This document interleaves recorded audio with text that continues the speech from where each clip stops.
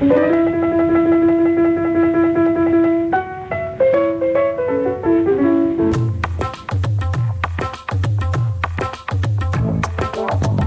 2000 98.5 FM Community Program. सामाजिक हिंदी कार्यक्रम दर्पण आकाशवाणी 2098.5 FM.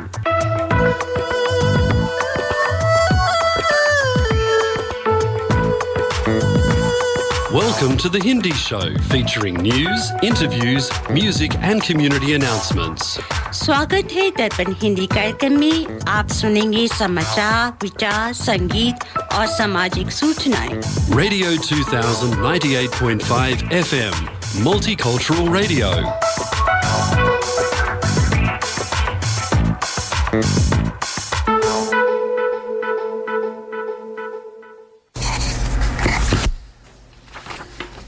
आज रविवार युगाब्द 5125 कलयुग विक्रम 2081 कार्तिक महीने के शुक्ल पक्ष की दशमी 27 अक्टूबर 2024 है।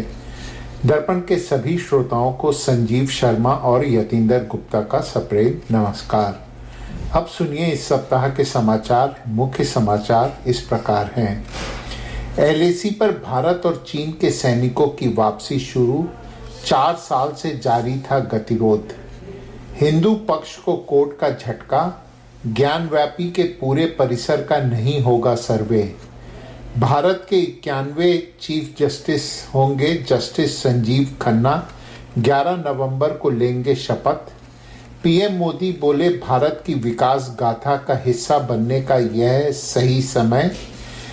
एनवीडिया और रिलायंस के बीच हुआ समझौता, भारत में मिलकर बनाएंगे एआई इंफ्रास्ट्रक्चर।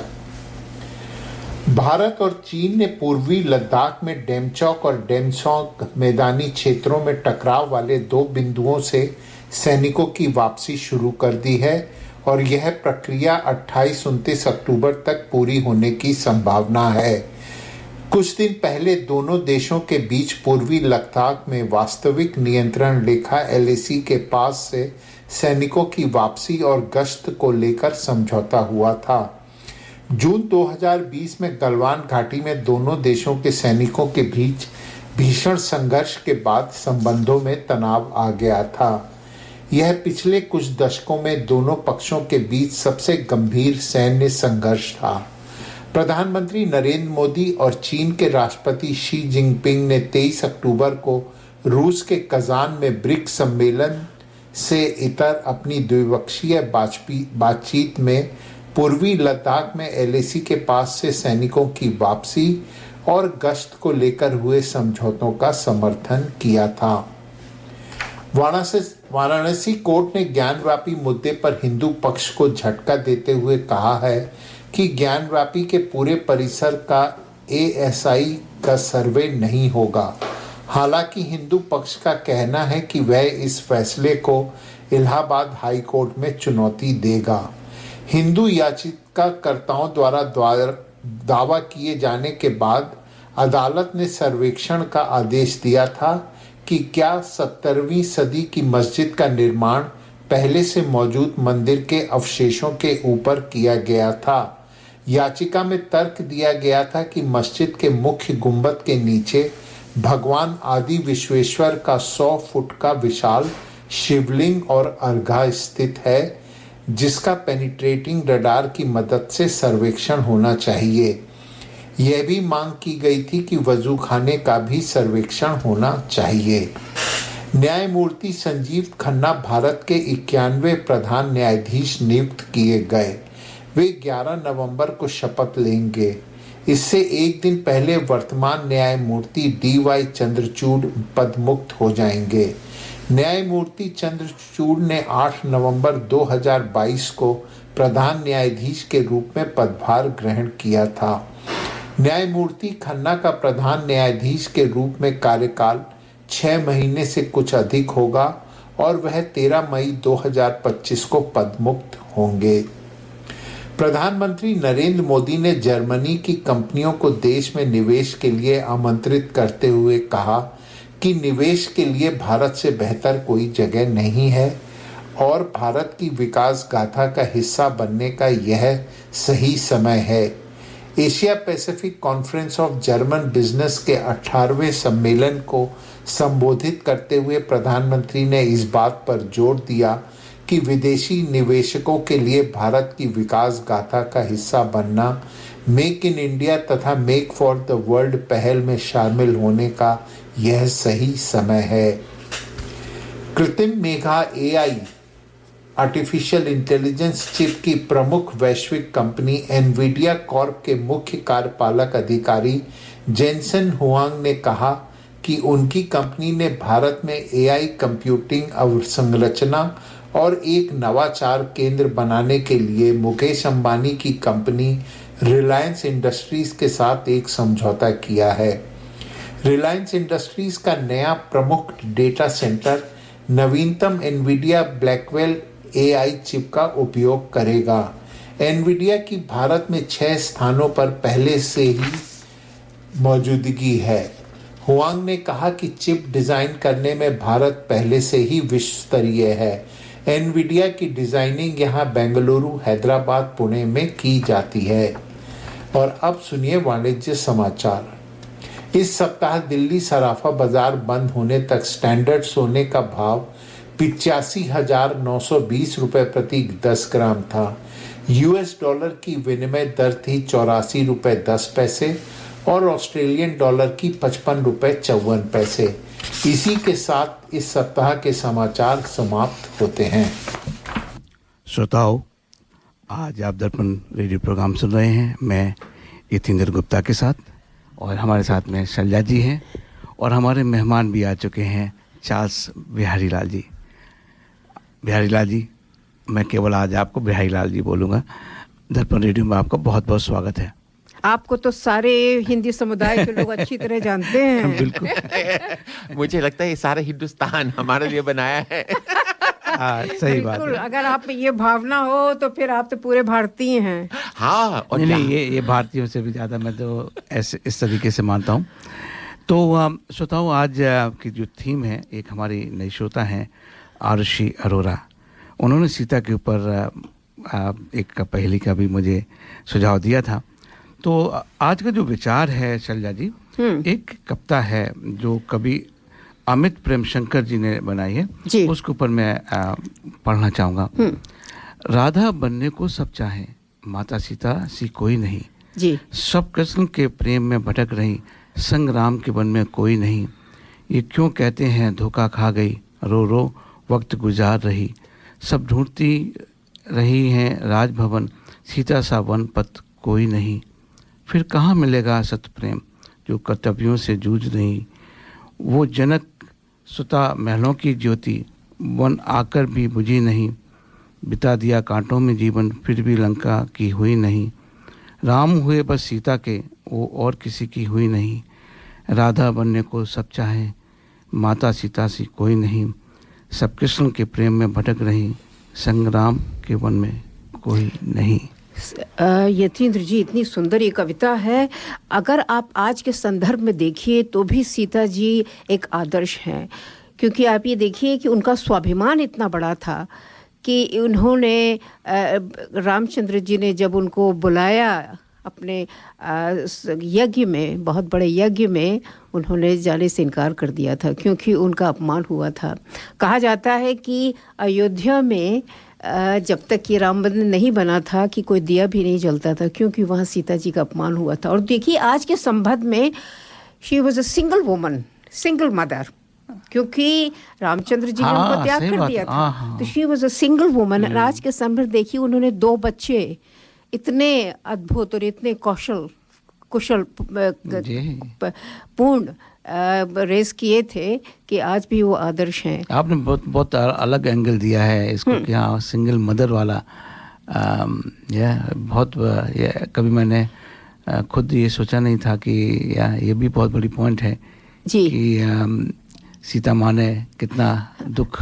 एक चीज़ और है श्रोताओं, आप भी हमें बताइएगा कि सारे उनके लिए जो है ना नक्षत्र में लाए गए, सारे उनकी जन्मपत्री में लाई गई होगी और उसके बाद भी उनको कितना कष्ट हुआ। बिल्कुल, वो हमेशा आदर्श रही, इतनी कर्तव्यपरायण वो थीं, पति भक्त थीं, लेकिन फिर भी उनका स्वाभिमान और उनका अपने बच्चों के लिए प्रेम और हमेशा हम लोगों को एक तरह से प्रेरणा देता रहेगा। तो आज का जो भजन है, चूँकि शैलजा जी ने सारे जो तैयारी करी है मजरू सुल्तानपुरी के लिए, तो जो भजन है हमें कृष्ण के ऊपर मिला, ना कि सीता जी के ऊपर, तो हम भजन सुनते हैं। वो भी साहिर जी का है, क्योंकि साहिर इतने बड़े शायर हैं, इतने बड़े पोएट हो चुके हैं कि आज पूरे के पूरे गाने जो हैं श्रोताओं हम साहिर को ही समर्पित करेंगे।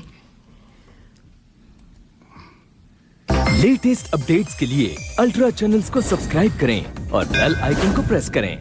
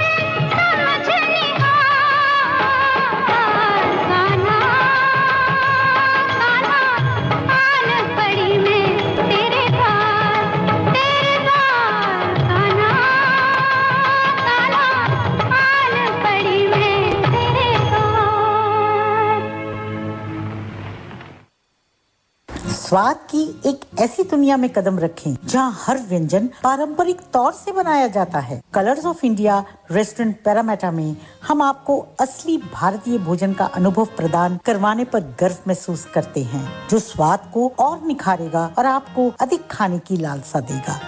आपके हर खास आयोजन जैसे कि birthday parties, baby shower, anniversary parties इत्यादि के लिए हमारा इवेंट हॉल उपलब्ध है। इतना ही नहीं, हमारे आउटडोर लाइव केटरिंग के साथ अपने आयोजन में 4 चांद लगाएं। मुंह में पानी लाने वाली चाट के लाइव स्टेशन, सामने बनती गरम-गरम जलेबियां और पुरानी दिल्ली के चना भटूरे का भरपूर आनंद लें। अधिक जानकारी के लिए हमसे संपर्क करें colorsofindia.com.au। कलर्स ऑफ इंडिया हमारे प्राउड स्पॉन्सर हैं श्रोताओं। तो आज की पहली हम बता देते हैं शैलजा जी। जी, तो आज के पहले भी हमने सीता जी के ऊपर ही रखी है। बहुत अच्छा है। तो प्रश्न बहुत सिंपल है, आप गूगल भी वैसे कर ही सकते हो कि सीता जी का जन्म स्थान कहाँ है। बिल्कुल। आज के समय पे वो किस देश में है और उस शहर का नाम क्या है। बिल्कुल बिल्कुल। और एक और बात हम कहना चाहते हैं, काफ़ी लोग अभी भारत जाने वाले हैं जी, आप भी जाने वाले हैं बिहारी लाल जी। तो मैंने सोचा क्यों ना एक जो रामचंद्र सर्किट बना है जी, एक ट्रेन चलती है जी दिल्ली से, और वो जो खास रामचंद्र जी जहाँ पे गए थे वनवास का, जी हाँ, उसकी समझो परिक्रमा करती है। 8000 किलोमीटर का है ये, बताइए। तो दिल्ली से चलती है और दिल्ली में ही ख़त्म होती है जी, और अयोध्या जाते हुए फिर जनकपुर, नेपाल, रामेश्वरम तक पूरा साउथ में जाके जी हाँ, और फिर वापस आती है। तो उसी ट्रेन में आपको समझो रहे आपको कहीं उतर, मतलब केवल उसके लिए उतरोगे जहाँ पे जैसे जाना है, वरना आप उसी में ही समझो सोते भी हो, रात को चलती है, जहाँ कहीं होगा तो वहाँ होटल भी मिलता। तो मेरा ये 18 दिन का है टूर, तो आशा है श्रोताओं आप इसका आनंद लेंगे। हम अभी कोशिश करेंगे कि अपने प्रोग्रामों में ऐसे टूरिस्ट डेस्टिनेशन के बारे में भी श्रोताओं को अवगत कराएं। बताइए, इतना महत्वपूर्ण और इतना विशाल इतिहास जो है, बताइए कहाँ पे हो सकता है विश्व में, जैसा कि हाँ ये भी बात है। आप अगर ऐसे बोलें कि आप हजारों साल पहले जो कुछ हुआ उसको आप छू रहे हैं, जी हाँ, आप उनको अनुभव कर रहे हैं, बिल्कुल, ये बड़ी चीज़ है। जी हाँ, लेकिन उसका जो रिवाइवल हुआ है वो भी जानने योग्य है कि इस समय जितनी श्रद्धा है भारत के लोगों में रामचंद्र सीता जी के प्रति, वो तो सचमुच में पहले कभी हमने देखी नहीं। वो मर्यादा पुरुषोत्तम थे, उनकी जो जीवन का जो कई निर्णय हैं, अब जैसे उनकी इसके लिए आलोचना करी जाती है कि उन्होंने माँ सीता को त्यागा और एक स्त्री को, जैसे अभी आपने बताया कि सिंगल मदर थी वो, लेकिन शायद वो मर्यादा, इसलिए वो मर्यादा पुरुषोत्तम राम बोलते हैं कि उस जो बचन के लिए जीना इस तरीके, जैसे कृष्ण भगवान का अलग संदेश है मेरे ख्याल से। इतना बड़ा वैभव हमारे इतिहास का है कि बताइए कि इन्हीं बिहारी जी आज बिहारी बन गए हैं। वो भी गौरव बिहारी बन गए हैं। बताइए कि कितना प्रभावित संसार हुआ है हमारे गौरवशील इतिहास से। तो बिहारी लाल जी, आप अयोध्या गए हैं? हाँ, अरे पिछले साल हमको जाने का बहुत मन था। अच्छा। लेकिन हम सोचा मैं कैसे जाएंगे, तो हिंदुस्तानी का आदत बन गया ना कि सबको व्हाट्सएप में जाकर के अपना गुड मॉर्निंग कुछ भेजते जाओ। तो मैं 40 लोग को एक छोटा सा वीडियो मिल गया अयोध्या के बारे में, जो बहुत सुंदर डियर वगैरह सब करना, तो मैं 40 लोग को भेज दिया वो दिवाली के दिन में। और फिर एक निमंत्रण आया कि आप आ जाओ, एक फिल्म फेस्टिवल हर साल वहाँ होता है ना, दिसंबर महीने में, आप भी आ जाओ, आप जज बन जाओ। अरे वाह, अरे निमंत्रण मिल गया, लेके जाएगा दिल्ली से और वापस पहुंच जाएगा। अरे और बहुत बहुत आनंद आया। लेकिन उसमें एक छोटा सा कहानी है, मैं संक्षिप्त में बताएंगे आप लोग को कि वो जो फिल्म फेस्टिवल था, वो सब फिल्म प्रोड्यूसर कुछ कुछ तो राम मंदिर कभी विचार नहीं था, कभी जाने वाला भी विचार नहीं था, लेकिन जो कलाकार है, एक्टर्स है ना बॉलीवुड का, वो सबको जाने का मन था। हाँ। तो हम लोग एक प्रोग्राम बनाए कि वहाँ चले जाएंगे राम मंदिर। तो जब हम लोग वहाँ पहुंचा तो उस समय तो स्थापित नहीं हुआ, अगले महीना जनवरी महीने में स्थापित हुआ था। तो वहाँ लंबा लाइन लगा था, 2-3 घंटा लगता था अंदर जाने में। तो एक सिपाही हमको देखा और वो बोला, अरे ये तो अंग्रेज है, अभी तो बंद है उनके लिए, अभी अंदर जाना नहीं है। अरे मैं हाथ बंद करके हमेशा गणेश जी को प्रार्थना करता है। फिर एक दूसरा सिपाही जी, अरे ये तो बिहारी लाल जी, कौन उसको मना करता है, हमको पकड़ करके अंदर लेके गए दर्शन के लिए। अरे पहचान दिया। और उसमें वहां पर नियम लिखा है ना कि मोबाइल फोन नॉट अलाउड, तो वो कैप्चर कर दिया मेरा मोबाइल फोन, अंदर जा करके तस्वीर ले लिया। तो उस समय कंस्ट्रक्शन चल रहा था, लेकिन अच्छा से देखा, राम का प्रसाद भी मिल गया और आनंद भी आ गया। कमाल है बिहारी जी कि आपको अयोध्या में एक सिपाही ने पहचान लिया। ये तो कमाल की बात है। तो आप तो फिर सेलिब्रिटी हो गए। अरे वो छोटे इंसान है, लेकिन जो छोटा छोटा लोग है हिंदुस्तान का, वो हिंदी बोलने वाला, वो हमको पहचान लेता है। बड़ा लोग नहीं पहचानता है, वो मुझे खुशी का बात है। वो बहुत बड़ी बात है कि आपकी इतनी बड़ी पहचान है भारत में। तो शैलजा जी, आप कुछ और कहना चाहती हैं सीता माता के बारे में? सीता माता के बारे में कहने के लिए तो पूरा जीवन हमारा लग जाएगा, फिर भी हम नहीं कह पाएंगे। तो इतना थोड़ा समय है कि सीता जी तो हमारे लिए हमेशा ही आदर्श रहेंगी, हर नारी के लिए हर युग में रहेंगी। भले ही वो कितने वर्षों पहले, हजारों वर्षों पहले उनका अवतार हुआ था, लेकिन आज भी वो हमारे लिए आदर्श हैं कि उन्होंने हर तरह की परिस्थितियों में विजय पाई थी।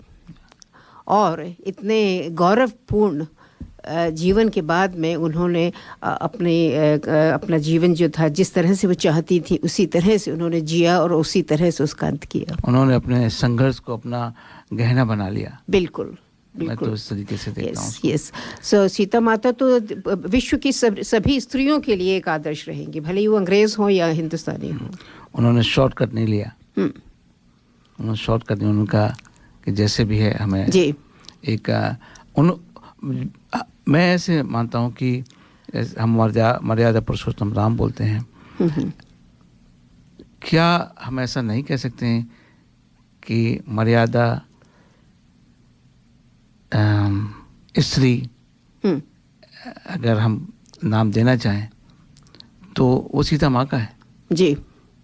उन्होंने मर्यादा में रखते हुए अपने जीवन को जिया और माता के रूप में भी जिया, पत्नी के रूप में और माता के रूप में।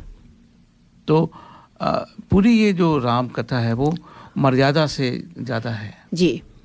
एक अभी मैं पढ़ रहा था कि जो जब अभी स्वतः में इसलिए भी हम राम सीता के बारे में बात करें क्योंकि दशहरा में रावण जलाते हैं, फिर वो अयोध्या गए और राम सीता गए, उधर बाहर बना वो फोटो जी।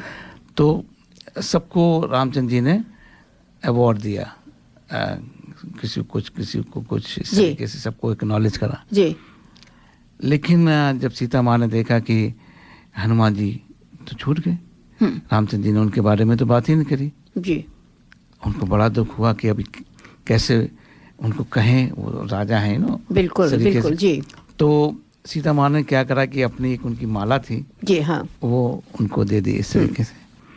तो जैसे हनुमान जी को वो माला दी, उनको सॉर्ट ऑफ उनको एक्नॉलेज करा। तो जी हाँ। अब उन्होंने क्या करा कि वो माला को उन्होंने तोड़ दिया, वो एक उसका जो मोती था उसको देखने लगे। तो सीता माँ कहा कि क्या कर रहे हो, ये तुम्हें हमने उपहार में करा कि ये क्या है, इसमें तो कहीं राम का तो है ही नहीं। हाँ। बगैर राम के तुम्हें कुछ लेता ही नहीं। बिल्कुल। तो एक ऐसा प्रसंग आता है कि जहाँ पे उनको गुस्सा आता है उनके ऊपर कि बंदर तो बंदर ही रहेगा, लेकिन वो उस भावना को कभी समझ नहीं पाई शायद कि कैसे। और एक और लेख है श्रोताओं, आपको हम शेयर करते हैं कि कहते हैं कि हनुमान जी का अंत नहीं हुआ है, वो अभी भी जिंदा है, अभी भी रहते हैं, अभी भी साथ में हैं। जी हाँ। तो एक कोई कथावाचक थे, उनका रामदास नाम था। जी हाँ। तो कथा बात से वो कहने लगे कि जब हनुमान जी माता जानकी के पास में पहुंचे, वहाँ पे लंका में, तो जो कुटिया थी वहाँ पे सफ़ेद कलर के फूल थे, वो ऐसे वर्णन कर रहे थे। जी हाँ। तो हनुमान जी उनकी कथा सुनने के लिए जाते हैं। हाँ हाँ। तो कई बार उन्होंने जब प्रसंग करा तो इसकी अच्छे अच्छे सफ़ेद फूल हैं, सफ़ेद ये है, तो उनको बड़ा गुस्सा आ गया कि नहीं तुम झूठ बोल रहे हो, फूल सफ़ेद नहीं थे, फूल लाल थे। वाह। तो रामदास जी ने बोला नहीं बैठ जाओ, हाँ। सफ़ेद ही थे। फिर उनको और आ गया गुस्सा कि नहीं मैं कह रहा हूँ कि भाई तुम कैसे कह रहे हो, हाँ। कि मैं वहाँ पे था, हाँ। उनको परिचय देना पड़ा अपना, हाँ। कि मैं हनुमान हूँ, मैं वहाँ पे था। कहता कि मैं कह रहा हूँ कि सफ़ेद है तो सफ़ेद ही है, सफ़ेद ही है बिल्कुल। अब तो हो गया। तो हाँ। उन्होंने उनको बिठाया कि चलो रामचंद्र जी के पास में चलते हैं अभी, हाँ। उससे क्योंकि जी हाँ। तो वहाँ पे गए तो अब रामचंद्र जी तो बड़े परेशान, क्योंकि दोनों ही भक्त हैं। कहा देखो भाई मैं तो वहाँ पे था नहीं, अब पूछना है तो सीता जी से पूछूं। हाँ। अब हनुमान जी को लगा देखो ये सब जो है ना मेरा हाँ। कर रहे हैं। तो सीता जी के बात भी सही थी भाई। जी हाँ। अब सीता जी के पास वहाँ पहुँचे तो हनुमान जी को बोला कि थोड़ा शांत करो, फूल तो सफ़ेद ही थे। जी हाँ। अब जो है ना हनुमान जी को बहुत आए कि तो सब मिल गए जैसे सब मिले हुए हैं। तो वो कहते हैं कि आप उस समय बहुत गुस्से में थे, आपकी आंखों में खून था, जिसकी वजह से आपको जो वो सफ़ेद फूल भी थे जी हाँ वो लाल नजर आ रहे थे। हाँ अच्छा, बताइए। तो हम इसका जो संदेश है इस छोटी सी कथा का, कि हम जैसे सोचते हैं, जैसे हमारे अंदर भाव होता है जी हाँ, हमें वैसा ही दूसरा व्यक्ति या दूसरी चीज नजर आती है। हाँ। जैसी रही भावना, जैसी वो देखी प्रभु मूरत वैसी। तो वही होता है, जैसी आपकी भावना है वैसे ही आप भगवान का रूप देखते हैं। श्रोताओं, अगर आप में से कोई ऐसी कोई कथा हमारे साथ शेयर करना चाहते हैं तो हमारे व्हाट्सएप ग्रुप पे लिख सकते हैं या मुझे फ़ोन भी कर सकते हैं। मेरा नंबर है 0421590791।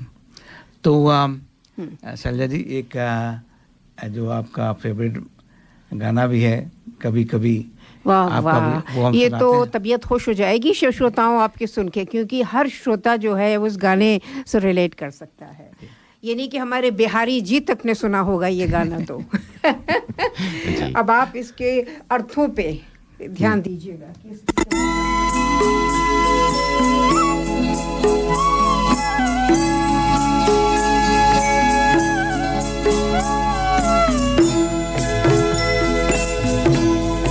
कभी कभी मेरे दिल में ख्याल आता है, कभी कभी मेरे दिल में ख्याल आता है कि जैसे तुझको बनाया गया है मेरे लिए, कि जैसे तुझको बनाया गया है मेरे लिए। तू अब से पहले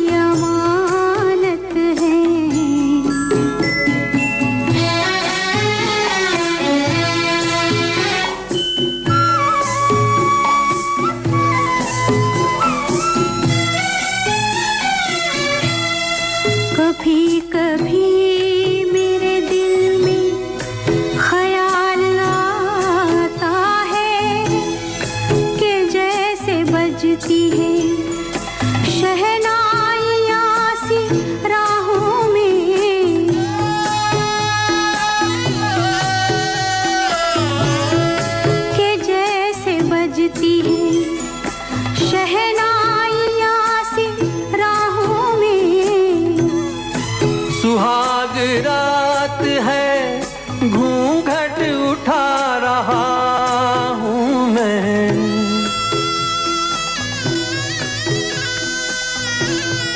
सुहाग रात है, घूंघट उठा रहा हूँ मैं। सिमट रही है तू शर्मा के अपनी बाहों में। सिमट रही है तू शर्मा के अपनी बाहों में।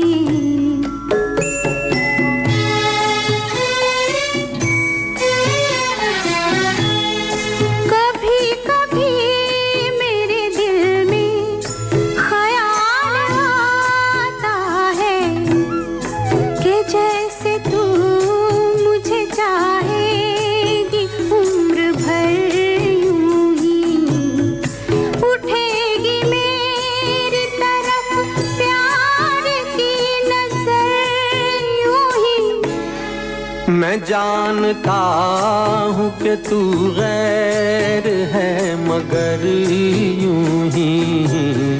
मैं जानता हूँ कि तू गैर है मगर यूं ही। कभी कभी मेरे दिल में ख्याल आता है। कभी कभी मेरे दिल में ख्याल आता है।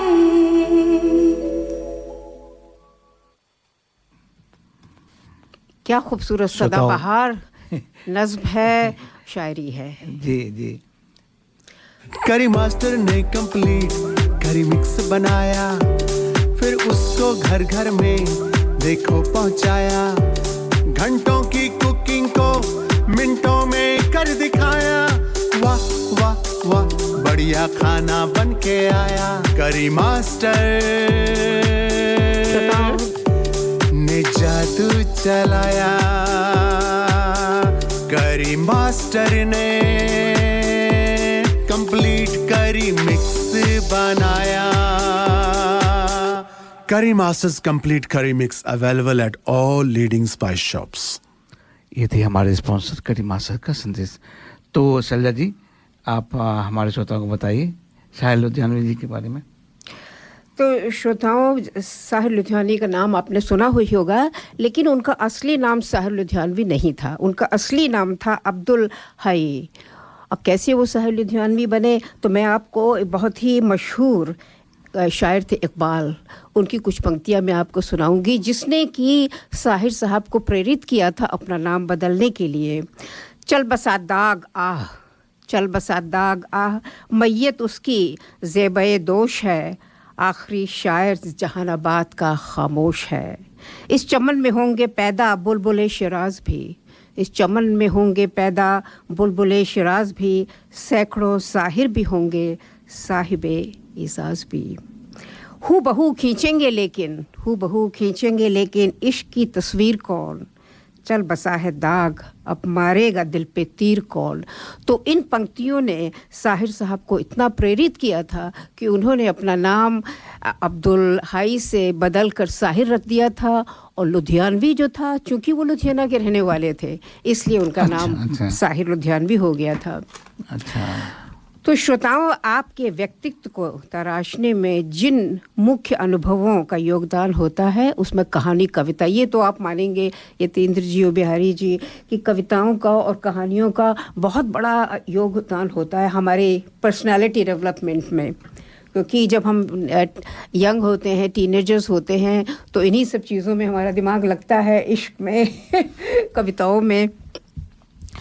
तो इनका बहुत ही विशेष स्थान रहता है हमारी पर्सनालिटी डेवलपमेंट में।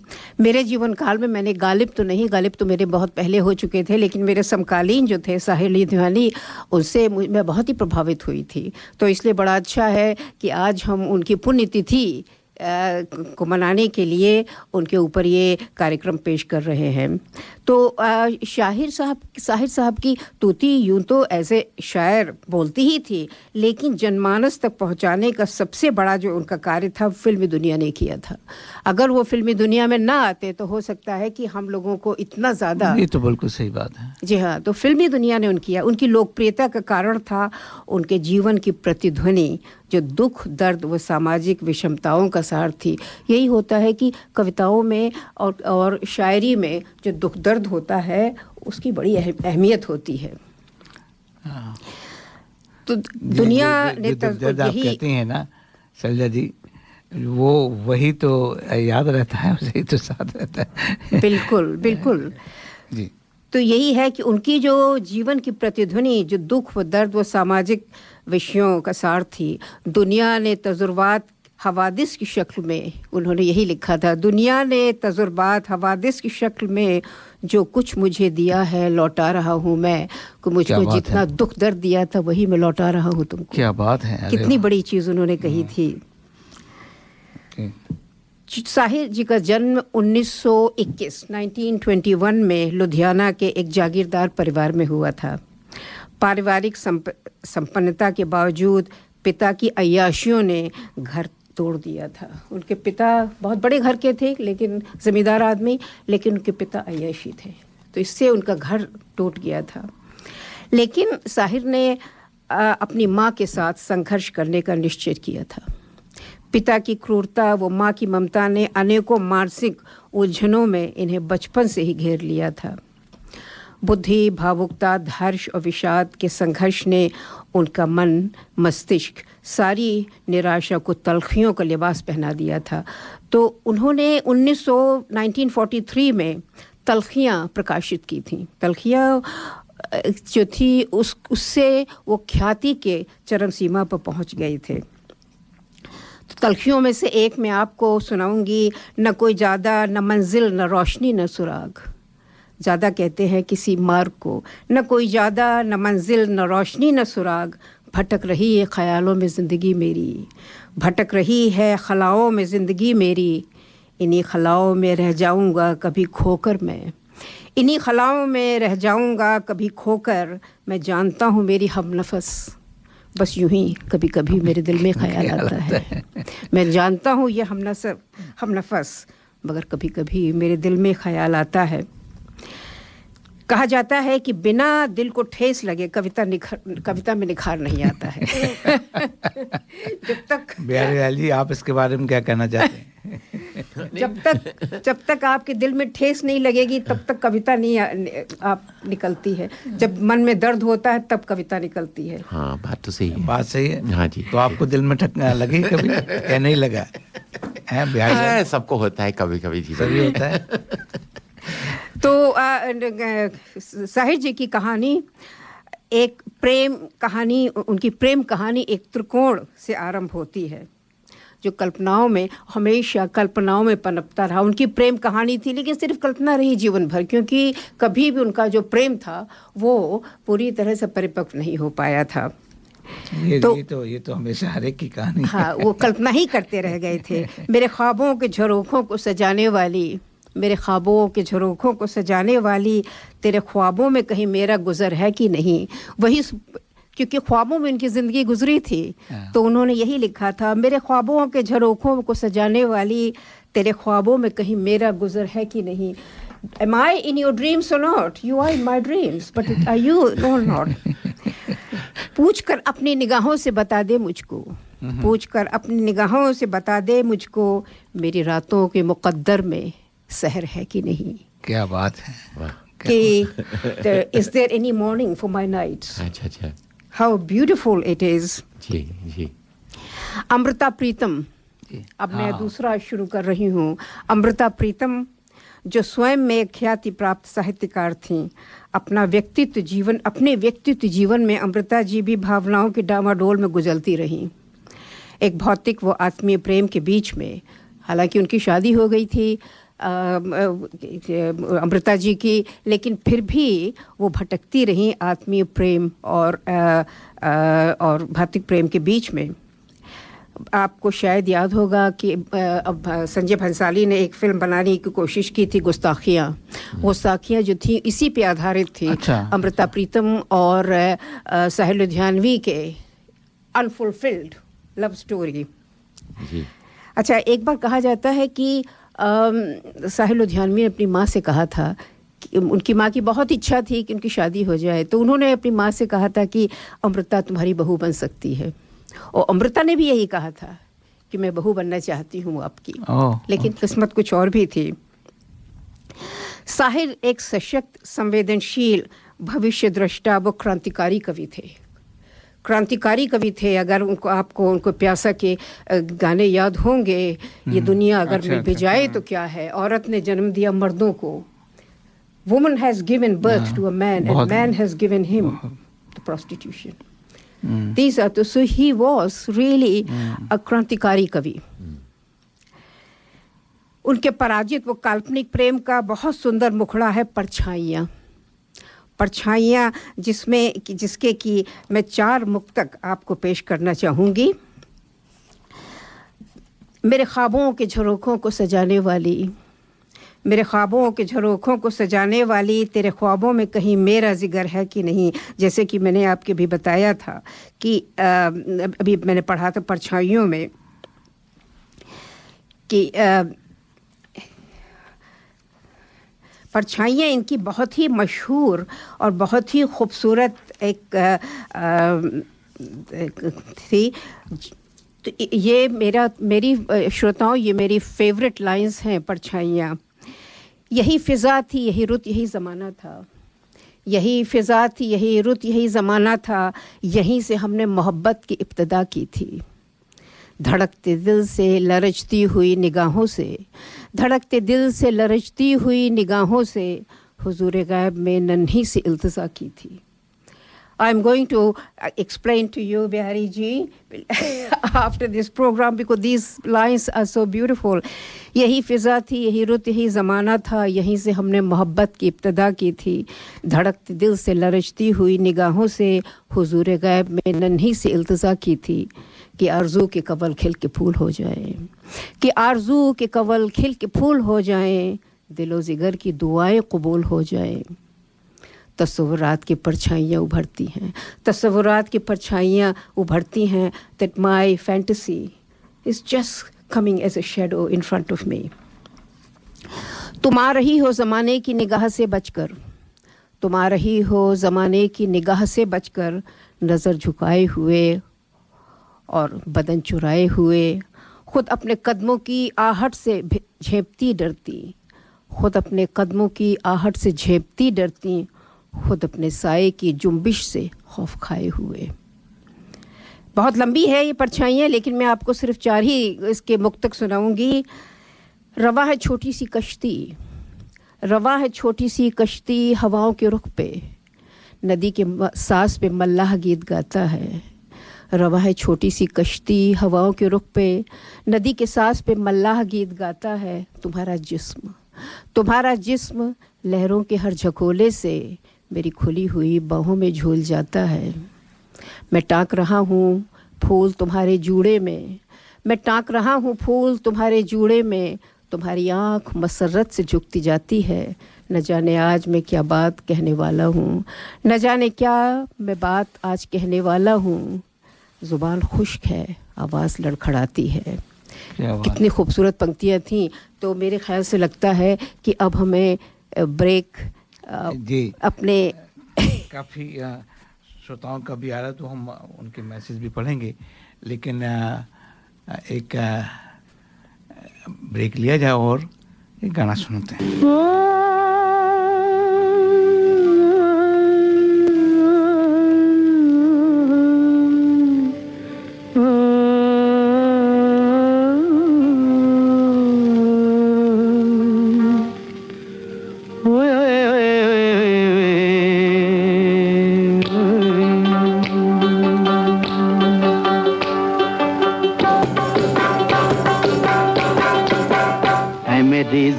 जबी तुझे मालूम नहीं, तू अभी तक है हंसी और मैं जवान, तुझ पे कुर्बान मेरी जान, मेरी जान। ऐ मेरी ज़ोहरा जबी तुझे मालूम नहीं, तू अभी तक है हंसी और मैं जवान, तुझ पे कुर्बान मेरी जान, मेरी जान।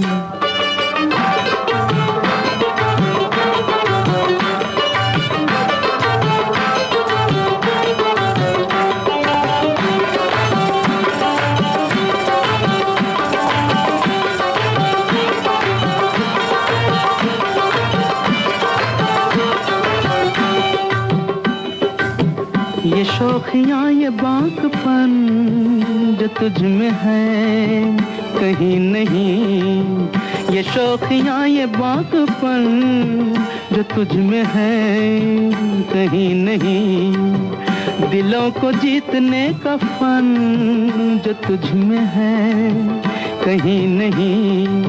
मैं तेरी आंखों में पा गया दो जहां, मैं तेरी आंखों में पा गया दो जहां। ऐ मेरी ज़ोहरा जबी तुझे मालूम नहीं, तू अभी तक है हंसी और मैं जवान, तुझ पे कुर्बान मेरी जान मेरी जान।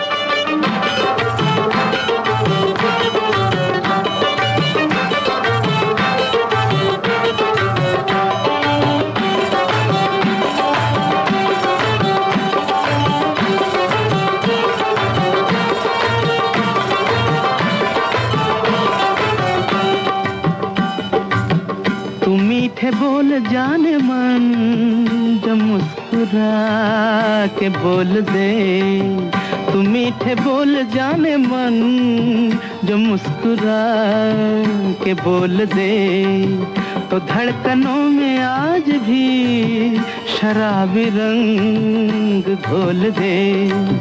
ओ सनम मैं तेरा आशिक़े जाविदां, ओ सनम मैं तेरा आशिक़े जाविदां। ऐ मेरी ज़ोहरा जबी तुझे मालूम नहीं, तू अभी तक है हंसी और मैं जवान, तुझ पे कुर्बान मेरी जान मेरी जान। ऐ मेरी ज़ोहरा जबी तुझे मालूम नहीं, तू अभी तक है हंसी और मैं जवान, तुझ पे कुर्बान मेरी जान मेरी जान।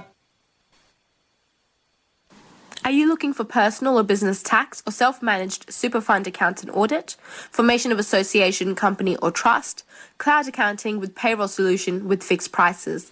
Mention Darpan Radio and get your first visit without any charge. Please contact Forbes Accounting on 8095 9405, that's 8095 9405, or visit our website www.fabc.com.au. Our address is Suite 1, 168 Burwood Road, Burwood. Forbes Accounting and Business Consultants are proud sponsors of Darpan Radio.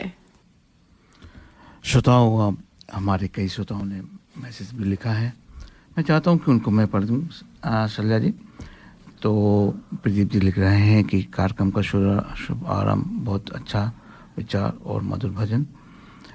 लीला जी लिखती हैं, लीला देवानी जी, कार्यक्रम का शुभारंभ बहुत अच्छा हुआ। मृणाल शर्मा जी जो हमारे कवि भी हैं, वो लिखते हैं शैलजा जी को सुनकर प्रसन्न हो गया, धन्यवाद टीम दर्पण रेडियो। तो आपके भी फॉलोअर हैं, आपके भी फैन हैं सर। फिर वो लिखते हैं कि वाल्मीकि रामायण को सीता चरित्र स्वयं वाल्मीकि ऋषि जी ने कहा था, सीता चरित्र करके उन्होंने उसके ऊपर लिखा था।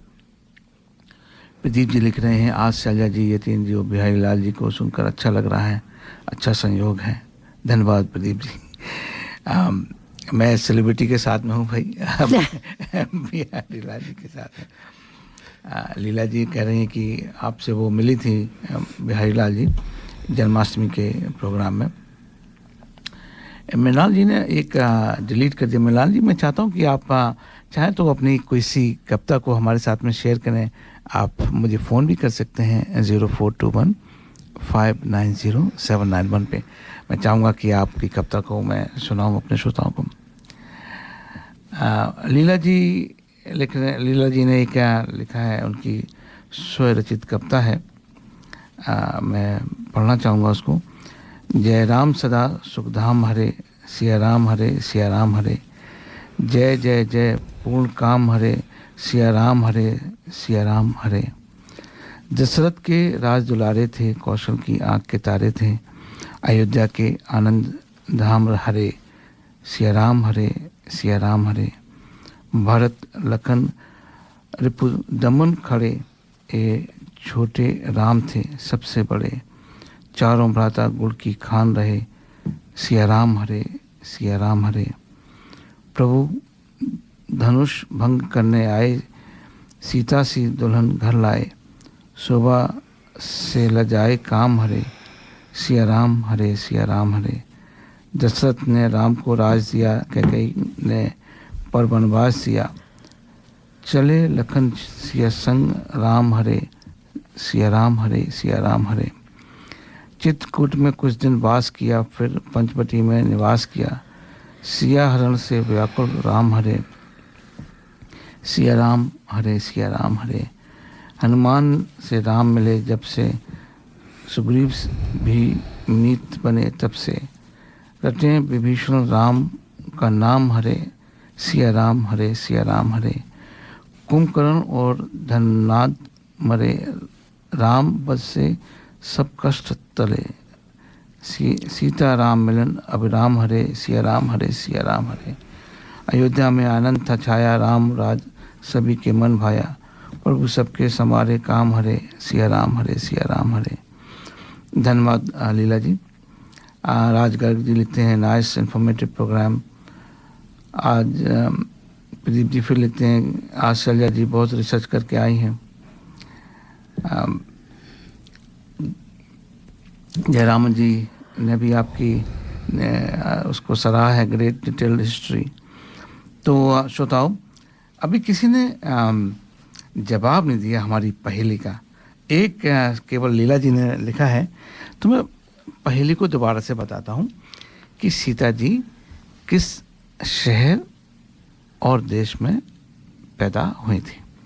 ये प्रश्न है, इसका जवाब हमें लिखेगा और जीतने वालों को क्या मिलेगा वो भी हमने नहीं बताया, तो वो भी बता देते हैं। बता दीजिए। बिल्कुल। तो 4 जीतेंगे लोग। हाँ हाँ। पहले 2 लोगों को 50% का डिस्काउंट मिलेगा। वाह। और 6 लोग जा सकते हैं एक साथ। वाह, ये तो बहुत बड़ा प्राइस है। हाँ, बहुत बड़ा प्राइस है। तो दिवाली के अवसर पर हो रहा है। धन्यवाद कलर्स ऑफ इंडिया हमारे संदीप जी का। तो 50% डिस्काउंट मिलेगा 6 लोगों तक। तो 1 नहीं 2 नहीं 6 लोग जाइए, 50% डिस्काउंट वो 2 लोगों को मिलेगा। ठीक है। और जो आगे के 2 लोग हैं उनको 30% डिस्काउंट मिलेगा। 6 लोग जा सकते हैं आपके साथ। तो आप पूरी जो अपना पार्टी कर सकते हो। तो इसके लिए छोटा सा ही आपको प्रयास करना है कि आप हमें लिखिए कि सीता माँ किस शहर और देश में पैदा हुई थी। ठीक है। अगर आप चाहें तो मुझे सीधे मैसेज भी कर सकते हैं। मेरा नंबर है 0421 590791। लेकिन इसमें हमारे प्रेजेंटर्स नहीं भाग ले सकते हैं। मैं और आप भाग नहीं ले सकते हैं, और ना इसमें बिहारी जी भाग ले सकते हैं। नहीं, ऐसा नहीं ये कंडीशन उन्होंने तो नहीं डाली है। हम बिहारी जी भी इसमें ऐड कर सकते हैं, क्यों नहीं? उनको हम क्यों पनिश करें? और आप भी कर सकते हैं, ऐसी कोई बात नहीं। हाँ, ऐसा हमारे जो स्पॉन्सर हैं बड़े दिल के हैं वो। तो श्रोताओं, फिर से हम साहिर के विषय में थोड़ा सा आगे बढ़ते हैं। श्रोताओं, साहिर की जिस नज़्म ने मुझे जीवन भर प्रेरणा दी है और इसी के नाम पर फिल्माया गया था, उसकी मैं आपको सिर्फ 4 लाइनें पेशी खिदमत हैं। जिस सुबह की खातिर जुग जुग से हम सब मर कर जीते हैं, जिस सुबह की खातिर जुग जुग से हम सब मर कर जीते हैं, जिस सुबह की अमृत की धुन में हम जहर के प्याले पीते हैं, इन भूखी प्यासी रूहों पर एक दिन तो करम फरमाएगी, वो सुबह कभी तो आएगी, वो सुबह कभी तो आएगी, जब दुख के बादल पिघलेंगे, जब सुख का सागर छलकेगा, जब अंबर झूम के नाचेगा, जब धरती नगमे गाएगी। तो श्रोताओं, स्वाभिमानी व आदर्शों के कट्टर साहिर ने फिल्मी गीत अपने स्तर पर लिखे थे। उन्होंने अश्लीलता को गीतों में समाने पर कभी समझौता नहीं किया। कहा जाता है कि लुधियाना से उनको निकाला गया था। वो लुधियाना कॉलेज में पढ़ते थे। वहाँ पे उनको इसलिए निकाला गया था कि उन्होंने अपने इश्क का इजहार किया था। ओह, ये तो बड़ा अपराध होता। और उनके पिताजी को ये बात बिल्कुल पसंद नहीं थी। तो ये भी र्यूमर थी कि उनके पिताजी ने किसी तरह अपना पौवा लगवा के उनको कॉलेज से निकलवा दिया था कि मेरी लड़की के कि चक्कर में लड़का फंसा हुआ है। ये हर समय ये बाप जो है ना वो क्यों समझते नहीं है। उन्होंने भी शायद वही गलती करी होगी, गलती बोलो या बिल्कुल। लेकिन फिर सोचिए कि उसी कॉलेज में उनको फिर आमंत्रित किया गया था, उसी कॉलेज में उनको बुलाया गया था अपनी नज़्म पढ़ने के लिए, ताजमहल। उन्होंने बहुत ही खूबसूरत, श्रोताओं आप लोगों में से बहुतों ने सुना होगा, उनकी बहुत ही फेमस थी ताजमहल। और उसी लुधियाना कॉलेज में जहाँ से उनको निकाला गया था, सालों बाद उनको निमंत्रित किया गया था। तो ये भी उनका चैलेंज था कि आपने मुझे कॉलेज से निकलवा दिया, मैं यहीं आके स्टेज पे खड़ा होके आपको सुनाऊंगा। तो उसकी ताजमहल उनकी बहुत ही खूबसूरत थी। ताज तेरे लिए एक मजहर उल्फत ही सही, ताज तेरे लिए एक मजहर उल्फत ही सही, तुझको इस वादिये रंगी से अकीदत ही सही, मेरी महबूब कहीं और मिलाकर मुझसे। कितनी खूबसूरत थी ये। बज़्म शाही में गरीबों का गुज़र क्या माने, बज़्म शाही में गरीबों का गुज़र क्या माने, सब्त जिस राह पे हो सतवत शाही के निशा, कि जहाँ पे राज्य हो रहा है राजाओं का, वहाँ गरीबों की क्या पूछ है। बज़्म शाही में गरीबों का गुज़र क्या माने, सब्त जिस राह पे हो सतवत शाही के निशान, उन पे उल्फत भरी रूहों का सफ़र क्या माने।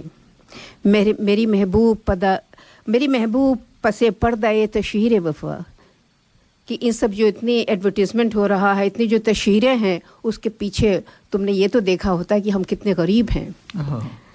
मेरी महबूब पसे पर्दा ये तशहीर वफ़ा, तूने सतवत के निशानों को तो देखा होता, मुर्दा शाहों के मकाबिर से बहलने वाली। ताजमहल को लोग कहते हैं ना कि मुर्दा शाहों का मकाबिर है ये, मुर्दा शाहों के मकाबिर से बहलने वाली, अपने तारीख अधेरे अपने तारीख मकानों को तो देखा होता। तो ये तो बहुत लंबी कविता है, मैं आपको पूरी नहीं सुना पाऊंगी। तो जैसा मैंने कहा था कि अमृता प्रीतम के पिताजी ने इनकी शादी कहीं और कर दी, क्योंकि इन्होंने कहा कि साहिल लुधियानवी मुसलमान आदमी है और शायर हैं, पता नहीं ये रोज़ी रोटी कमा पाएंगे कि नहीं, तो इसलिए अमृता की शादी कहीं और हो गई थी और उनको कॉलेज से निकलवा दिया गया था। फिल्मी दुनिया में आपका प्रवेश, साहिल लुधियानवी का प्रवेश, तब तक तो बहुत बड़े शायर थे। 1949 में इन्होंने सबसे पहले गीत लिखे थे फिल्मों में, तो वो उस फिल्म का नाम था आज़ादी की राह, क्योंकि ये हमारी आज़ादी के बाद की ही फिल्म थी आज़ादी की राह। लेकिन ये फिल्म जो थी वो असफल रही और इनके गीत जो थे वो भी अनसुने रहे। उसका लेकिन जो उनका सबसे बड़ा ब्रेकअप था वो था नौजवान फिल्म का। नौजवान फिल्म में बहुत से हमारे जो सीनियर लिसनर्स हैं उन्होंने सुना, खूबसूरत गाना था जहाँ पे जिनकी साठगांठ एस.टी. बर्मन के साथ हुई थी, वो गाना था ठंडी हवाएं। नौजवान फिल्म थी, उसमें ठंडी हवाएं लहरा के आए, बहुतों ने सुना होगा, बहुत ही खूबसूरत गाना था। इनके प्रसिद्ध गीतों में जैसा आप यतीन्द्र जी ने आपको सुनाया है कि कभी कभी मेरे दिल में ख्याल आता है, मेरी ज़ोहरा ज़बी, ये तो उनके थे ही। मुझे वैसे तो सभी साहिर के गीत बहुत ही पसंद हैं, लेकिन एक और फिल्म का कभी कभी का ही गाना था, वो बहुत ही खूबसूरत था। मैं पल दो पल का शायर हूँ, पल दो पल मेरी जवानी है, फिर आएंगे इस दुनिया में दिल की कलियाँ चुनने वाले, फिर आएंगे इस दुनिया में दिल की कलियां चुनने वाले, मुझसे अच्छे कहने वाले, तुमसे अच्छे सुनने वाले। कितनी खूबसूरत लाइनें थी। दूसरा मेरा बहुत ही फेवरेट था जो कि धूल का फूल का एक गाना था, तो हिंदू बनेगा न मुसलमान बनेगा, इंसान की औलाद है इंसान बनेगा। कितनी बड़ी चीज़ कही थी। हिंदू मुसलमान तो सिर्फ सरफेस की चीज़ें हैं। एक और उनका बहुत खूबसूरत था जो कि बहुत ही प्यासा में था, बहुत सुंदर गाना था, ये दुनिया अगर मिल भी जाए तो क्या है, क्या बात है। दूसरा उनका एक और मेरा फेवरेट गाना था, तुम ले जाने किस जहां में खो गए, हम भरी महफिल में तन्हा हो गए, ये भी उनका बहुत ही खूबसूरत गाना था। साहिर की शायरी का रूप बदला। और अमृता के अलावा उनकी दूसरी जो उनकी महबूबा थी वो थी सुधा मल्होत्रा। अमृता प्रीतम से उनका प्रेम था और उसके बाद सुधा मल्होत्रा, लेकिन दोनों से उनके संबंध नहीं हो सके, तो दोनों के साथ उनका प्रेम डर गए होंगे, असफल। मेरे ख्याल से वो डर गए होंगे जी। कि दिल वाले जो लोग होते हैं। तो इसके बाद उन्होंने साधना में जब उनके दोनों प्रेम असफल हो गए, सुधा मल्होत्रा और अमृता प्रीतम के साथ में, तो उन्होंने प्यासा में जो गीत लिखा था, औरत ने जन्म दिया मर्दों को, मर्दों ने उसे बाजार दिया, ये बहुत ही खूबसूरत गाना था उनका। उन्होंने सुधा मल्होत्रा और अमृता के लिए ये भी लिखा था, अपनी तबाहियों का मुझे कोई गम नहीं, अपनी तबाहियों का मुझे कोई गम नहीं, तुमने किसी के साथ मोहब्बत निभा तो दी। क्या बात है। श्रोताओं, 25 अक्टूबर 1980 को मां की मृत्यु के ठीक 2 वर्ष बाद दिल के दौरे से साहिल लुधियानवी जी का कामयाब जीवन समाप्त हुआ था।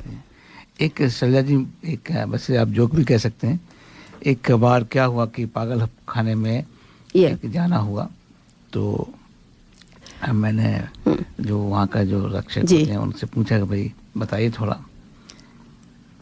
तो वो एक के पास में लेके गए कि देखो ये है, ये बेचारा जो है ना शादी करना चाह रहा था किसी से, और इसकी शादी नहीं हुई, इतने गम में है कि अब इसको जो है ना कोई आशा नहीं है, बहुत ही केस बिगड़ गया है, कोई बहुत ही ज़्यादा जिसको कहते हैं डीप लव में था। अच्छा, दूसरा बताइए और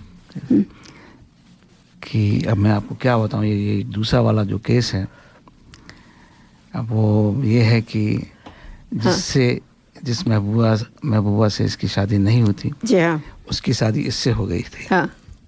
तो ये आज पागल खाने में बैठा है। तो जो अगर मैं ये बहुत ज़रूरी है कि ये अगर दिल ना टूटे होते तो इतनी अच्छी कविताएं नहीं बनती, इतने अच्छा शेर व शायरी नहीं होती। बिल्कुल। लेकिन जिनसे शादी होती है उनकी, जरा कभी उनसे भी पूछिए कि how are things. Bihari ji, इनकी the one thing which has always inspired me all my life, this poet Sahir की, वो था इश्क नाकाम सही जिंदगी नाकाम नहीं, that love can fail but life should not fail. It is a very good, I think, inspiring quote. इश्क नाकाम सही जिंदगी नाकाम सही। और उसमें ये मतलब निकलता है ना कि जीवन में कभी कभी हम हर एक व्यक्ति में तकलीफ आ जाता है ना, दुख हो जाता है, लेकिन उससे हम मजबूत बन जाता है। बिल्कुल, बिल्कुल। हाँ, और ये रास्ता लोग को जाना पड़ता है। और ये जो जिसके बारे में आप बतला रहे हैं ना, मुझे लगता है अगर ये सब उसका दिल नहीं टूटा है ना, इतना सुंदर लिखता नहीं है। बिल्कुल, आपने सही कहा। बिल्कुल, कि जब उनको कॉलेज से निकाला गया, उन्होंने कहा चैलेंज था उनके लिए कि मैं आऊंगा यहाँ पे तो हीरो बनकर आऊंगा, तो वही हुआ। तो श्रोताओं, आशा है कि आपको साहिर जी की छोटी सी वेरी संक्षिप्त जीवनी अच्छी लगी होगी। तो अब बताइए कि मुझे तो कभी-कभी लगता है सुंदर सा गाना, आज मैं रेडियो पे आपसे ऑनलाइन पूछ रहा हूँ, आप भी बहुत संजीदगी वाली, काफी आपको भी जो है ना, आपके जो रहा होगा तो आपके भी जो चाहने वाले होंगे, कहीं ना कहीं तो आपको भी लगता होगा जो आपकी कविताएं भी अच्छी बनती हैं। आप चाहें तो आंसर ना करिए, लेकिन जो मुझे शक होता है, क्यों सोता हूँ, आप भी बताइए। आपको भी शक होता है ना शैलजा जी पे कि जो है ना, जो इतनी आपकी जो दर्द भरी और आपकी जो कविताएं होती हैं, कहीं ना कहीं तो टूटना हुआ होगा। बिल्कुल, है ना। अगर टूटना नहीं, अगर दिल नहीं टूटा तो दिल क्या हुआ? हाँ, इस पे कुछ कहानी है ना। बिहारीलाल जी, आपका भी दिल टूटा है ना? अरे सबका दिल टूटा है जीवन में। अरे किसका दिल नहीं टूटा? जीवन तो वही है ना। बिल्कुल, बिल्कुल। आप जो कुछ भी लिखते हैं, जद्दोजहद बोलते हैं कि अगर आपका जीवन बिल्कुल सीधा सा चलता चला जाए तो it's not worth living. It's very plain and simple, nothing exciting. Exactly, बिल्कुल। आप जैसे कि एक अनाज है, जैसे गेहूं का पौधा होता है, तो एक बार एक किसान ने भगवान से प्रार्थना करी कि इतना क्यों ये बरसात तूफान ये सब लाते हो, सीधा सीधा क्यों नहीं कर देते हो, अच्छी फसल बनेगी। तो भगवान ने, उस समय भगवान मिल जाते थे, भगवान ने कहा कि चलो ठीक है, आपको चाहिए तो बिल्कुल ना हवा आएगी, बिल्कुल सीधा चलेगा सब जैसे आप चाहते हो। फसल बड़ी हुई, सब लोगों को उसने बुलाया, बहुत अच्छी फल ऊपर तक अच्छी उगी। तो जब उसको काटा तो देखा तो उसमें गेहूं नहीं था। बताइए। तो उसने भगवान को बुलाया कि यार ये क्या हो रही, तुमने तो गए नहीं, तुमने फजल देखने में तो बड़ी अच्छी है, हाँ। लेकिन उसके अंदर तो कुछ भी नहीं, कुछ नहीं है। उन्होंने कहा कि ये जो जद्दोजहद होती है, जो हवा तूफान पानी बरसा, ये सब उसको मदद करते हैं फसल को बनाने के लिए। अगर वो जीवन नहीं हुआ तो आपने एक बात बोली थी ना कि सफल जीवन, बिल्कुल। वैसे तो सफल जीवन की कोई एक परिभाषा नहीं हो सकती, हर एक की अपनी अपनी परिभाषा है, लेकिन अगर ये सुख दुख का जी नहीं हो, सब कुछ सीधा सीधा चलता जाए तो फिर तो क्या जीवन होगा। बिल्कुल बिल्कुल। जद्दोजहद जो है ना, और यहाँ पर सिडनी में एक हिंदुस्तानी लोग के लिए एक ट्रेंड बन गया ना, फेसबुक में इंडियन सिडनी में अनोनिमस बन जाता है, हाँ। और अपना दुखी वाला कहानी लिखता है और दुनिया का लोग उसका जवाब दे रहा है। हमको बहुत इसको पढ़ कर अरे वाह ये क्या क्या लिख रहा है। तो आप भी अनोनिमस बन जाओ कभी कभी। अच्छा तो श्रोताओ, आपको अब बहुत ही अच्छा सा गाना यतीन्द्र जी सुनवाएंगे, उसके बाद मैं आपको थोड़ा सा बताना चाहूंगी इंटरनेशनल स्ट्रोक डे के विषय में।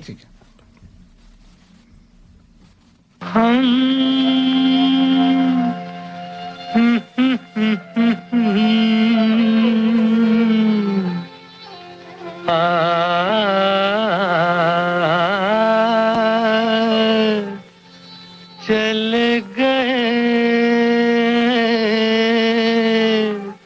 हम बेखुदी में तुमको पुकारे, चले गए हम।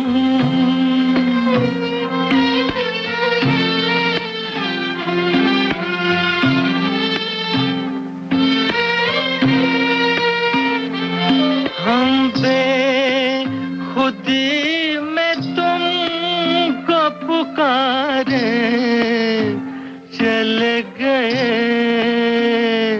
सागर में जिंदगी को उतारे, चले गए हम।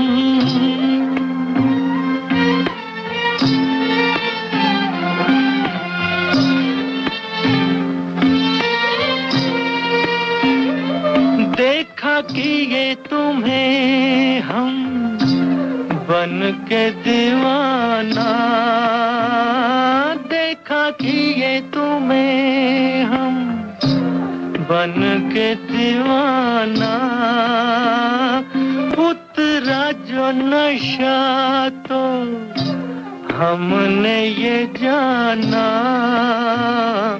सारे वो जिंदगी के सहारे, चल गए हम बेखुदी में तुमको पुकारे, चले गए हम।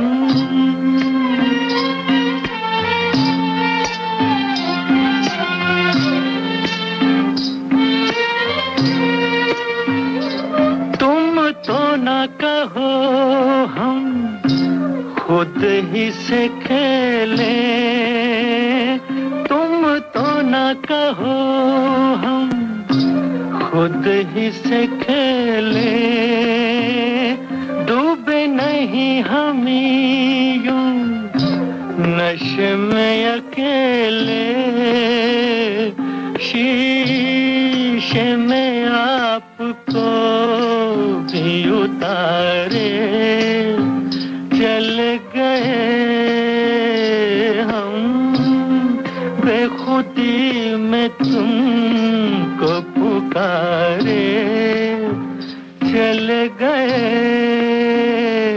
सागर में जिंदगी को उतारे, चले गए हम।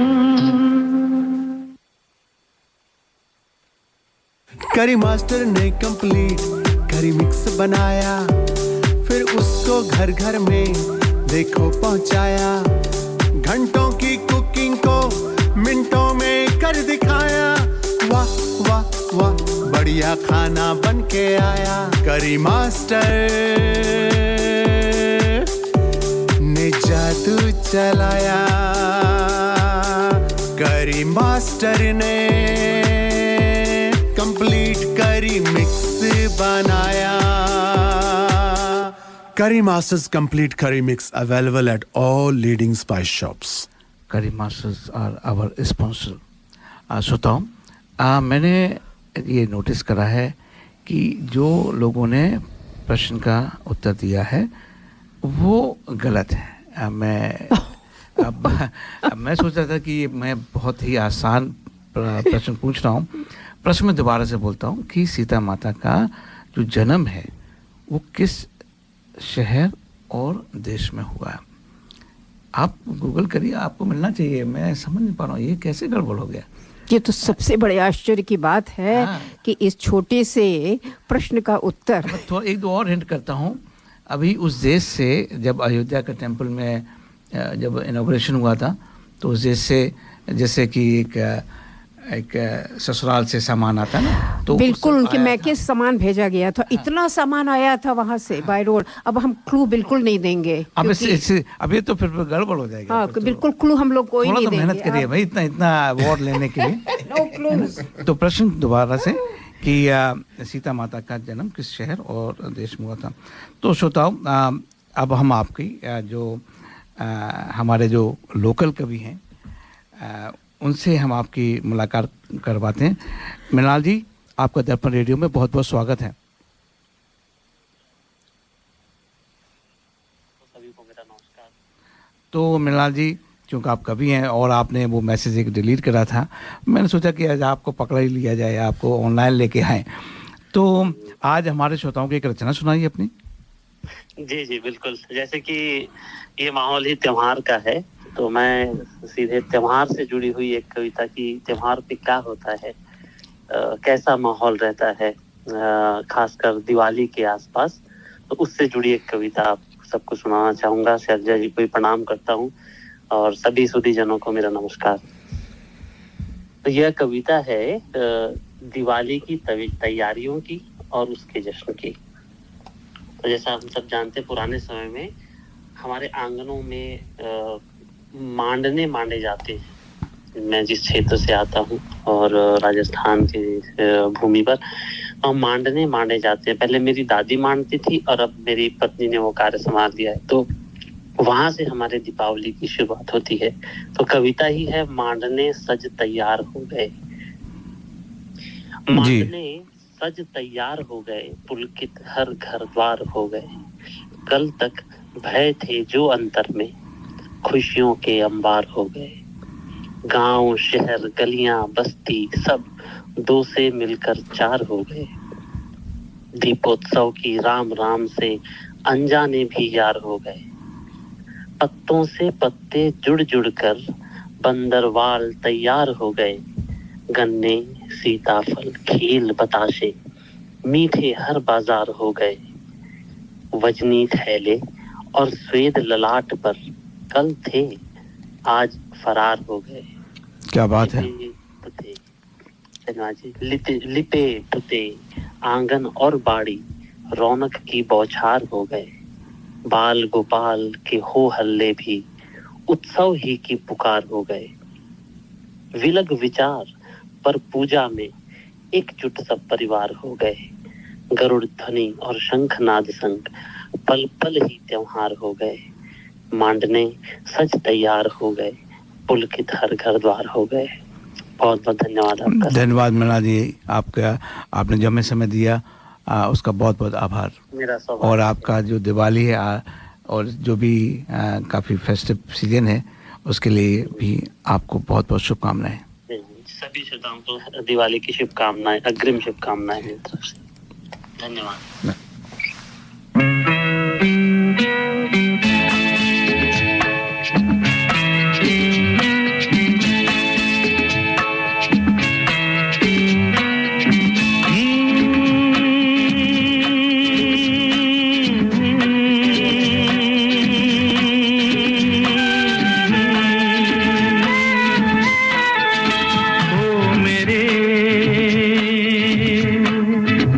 दिल के चैन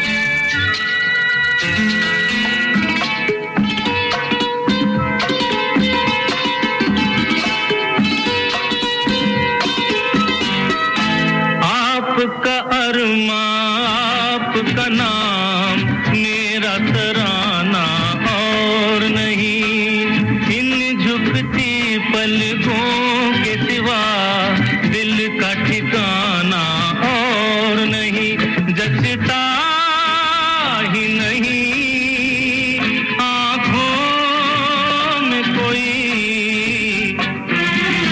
दिल तुमको ही चाहे तो क्या कीजिए, ओ मेरे दिल के चैन, चैन आए मेरे दिल को दुआ कीजिए।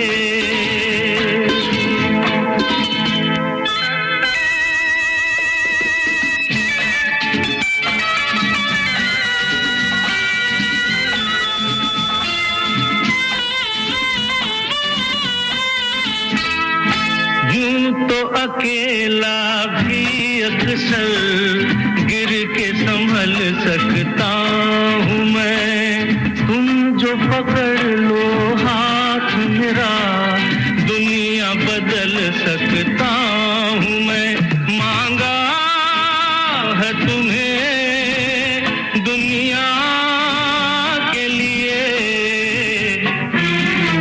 अब खुद ही सनम फैसला कीजिए, ओ मेरे दिल के चैन, चैन आए मेरे दिल को दुआ कीजिए, ओ मेरे दिल के चैन, ओ मेरे।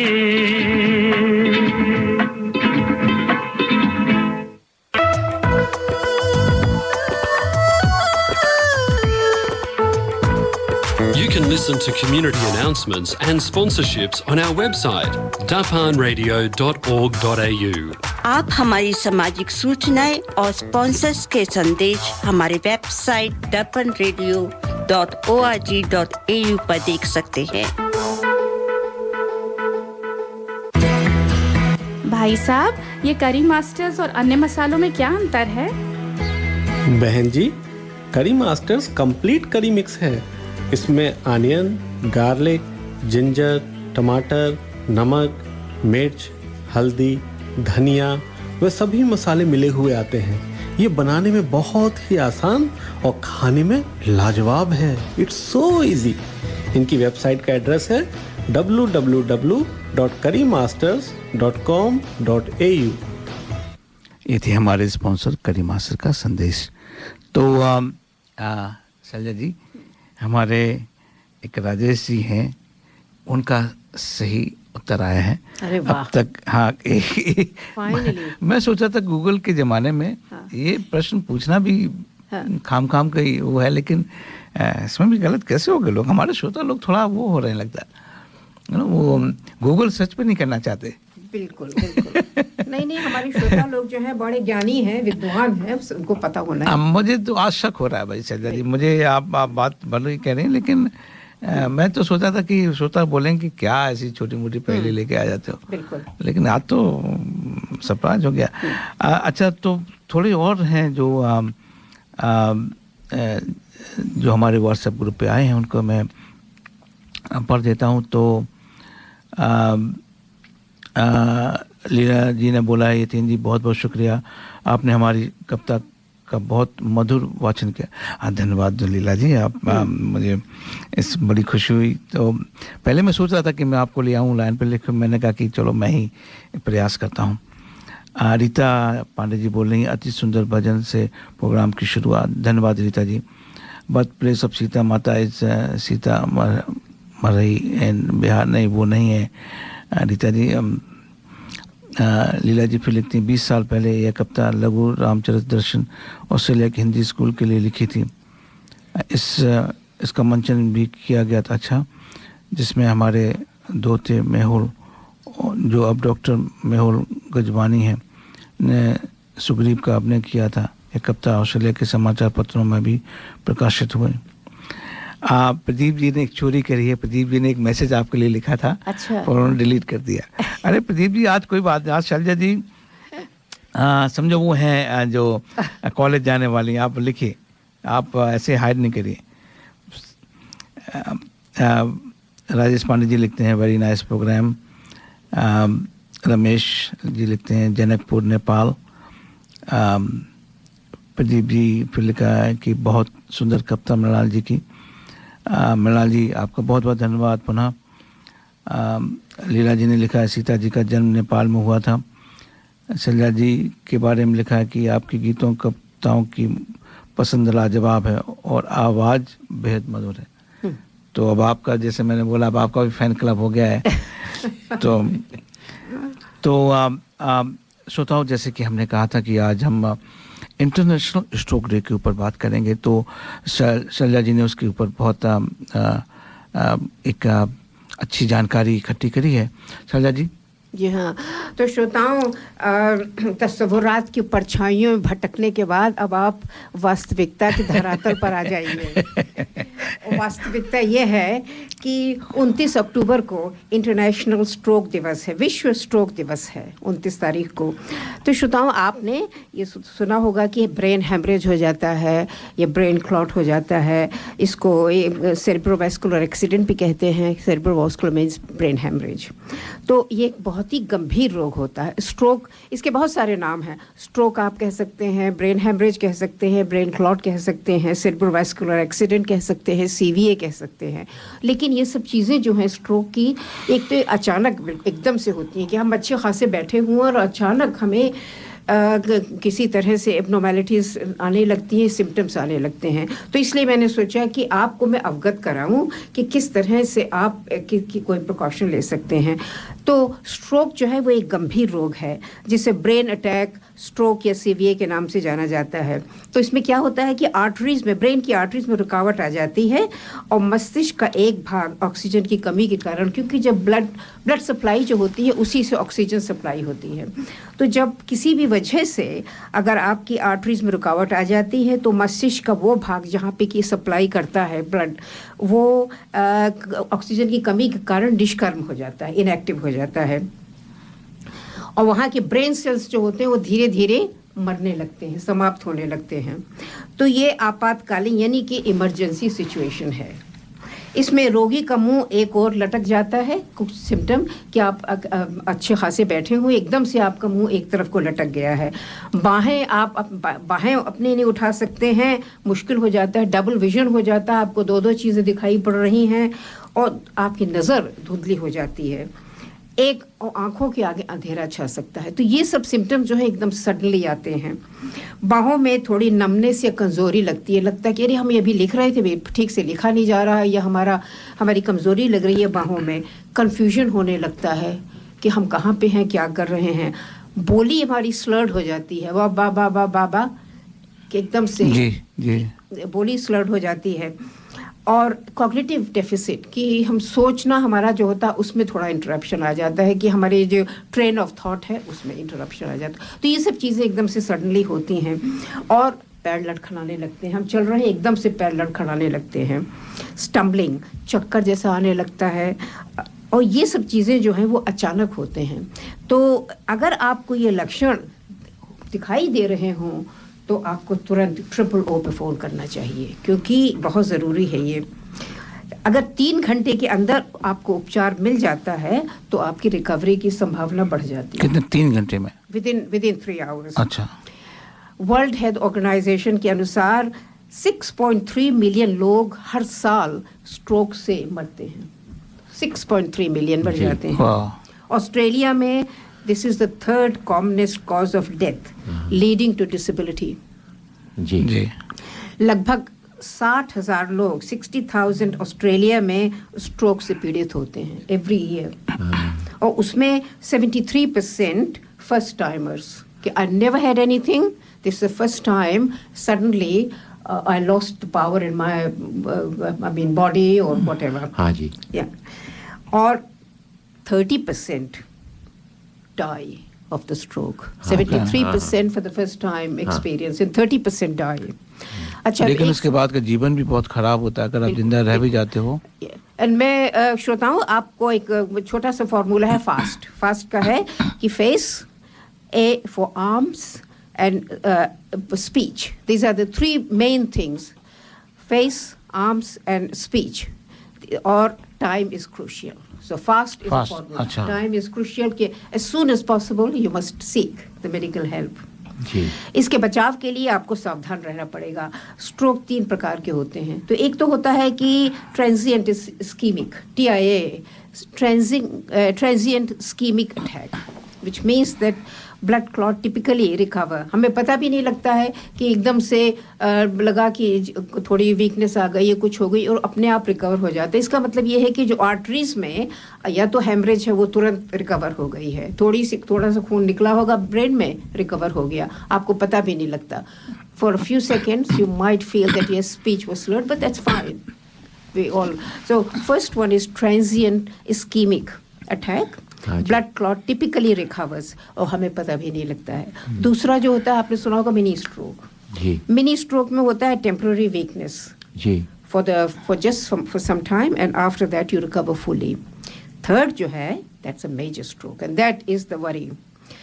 परमानेंट डैमेज होता है इससे. हाँ जी. और मृत्यु की संभावना बहुत बड़ी हो जाती है. तो श्रोताओं मैं आपको बताऊंगी कि क्या क्या रिस्क फैक्टर होते हैं जिससे कि आप थोड़ा सावधान अगर रहें तो आपको स्ट्रोक. हाँ, वो प्रिकॉशन वाली जो बात है कि क्या हम ऐसा करें कि हम यहाँ पहुँचे ही नहीं. हाँ बिल्कुल. तो एक तो सबसे बड़ी चीज़ होती है blood pressure, hypertension. Blood pressure जो होता है वो बहुत कॉमन चीज़ है. मोस्टली लोग ब्लड प्रेशर उनका हाई हो जाता है और हम लोग जो हैं वो इसको सीरियसली लेते भी नहीं है. बहुत से लोग दवा भी नहीं लेते हैं. तो हाइपरटेंशन में ये होता है कि आप किसी भी नली में अगर आप उसमें ज़्यादा हवा भर देंगे तो फट जाएगी वो. तो हाइपरटेंशन में ये होता है क्योंकि उसका टेंशन हाई है ब्लड वेसल्स का, तो इसलिए उनके फटने का डर रहता है.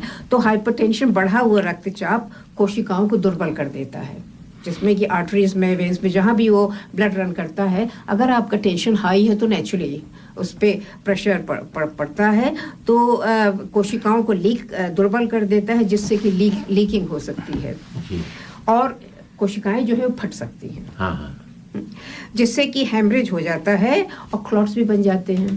तो अगर किसी में टेंडेंसी हो क्लॉट्स बनने की तो वो थक के जैसे जमा हो जाते हैं या तो फिर हेमरेज हो जाता है.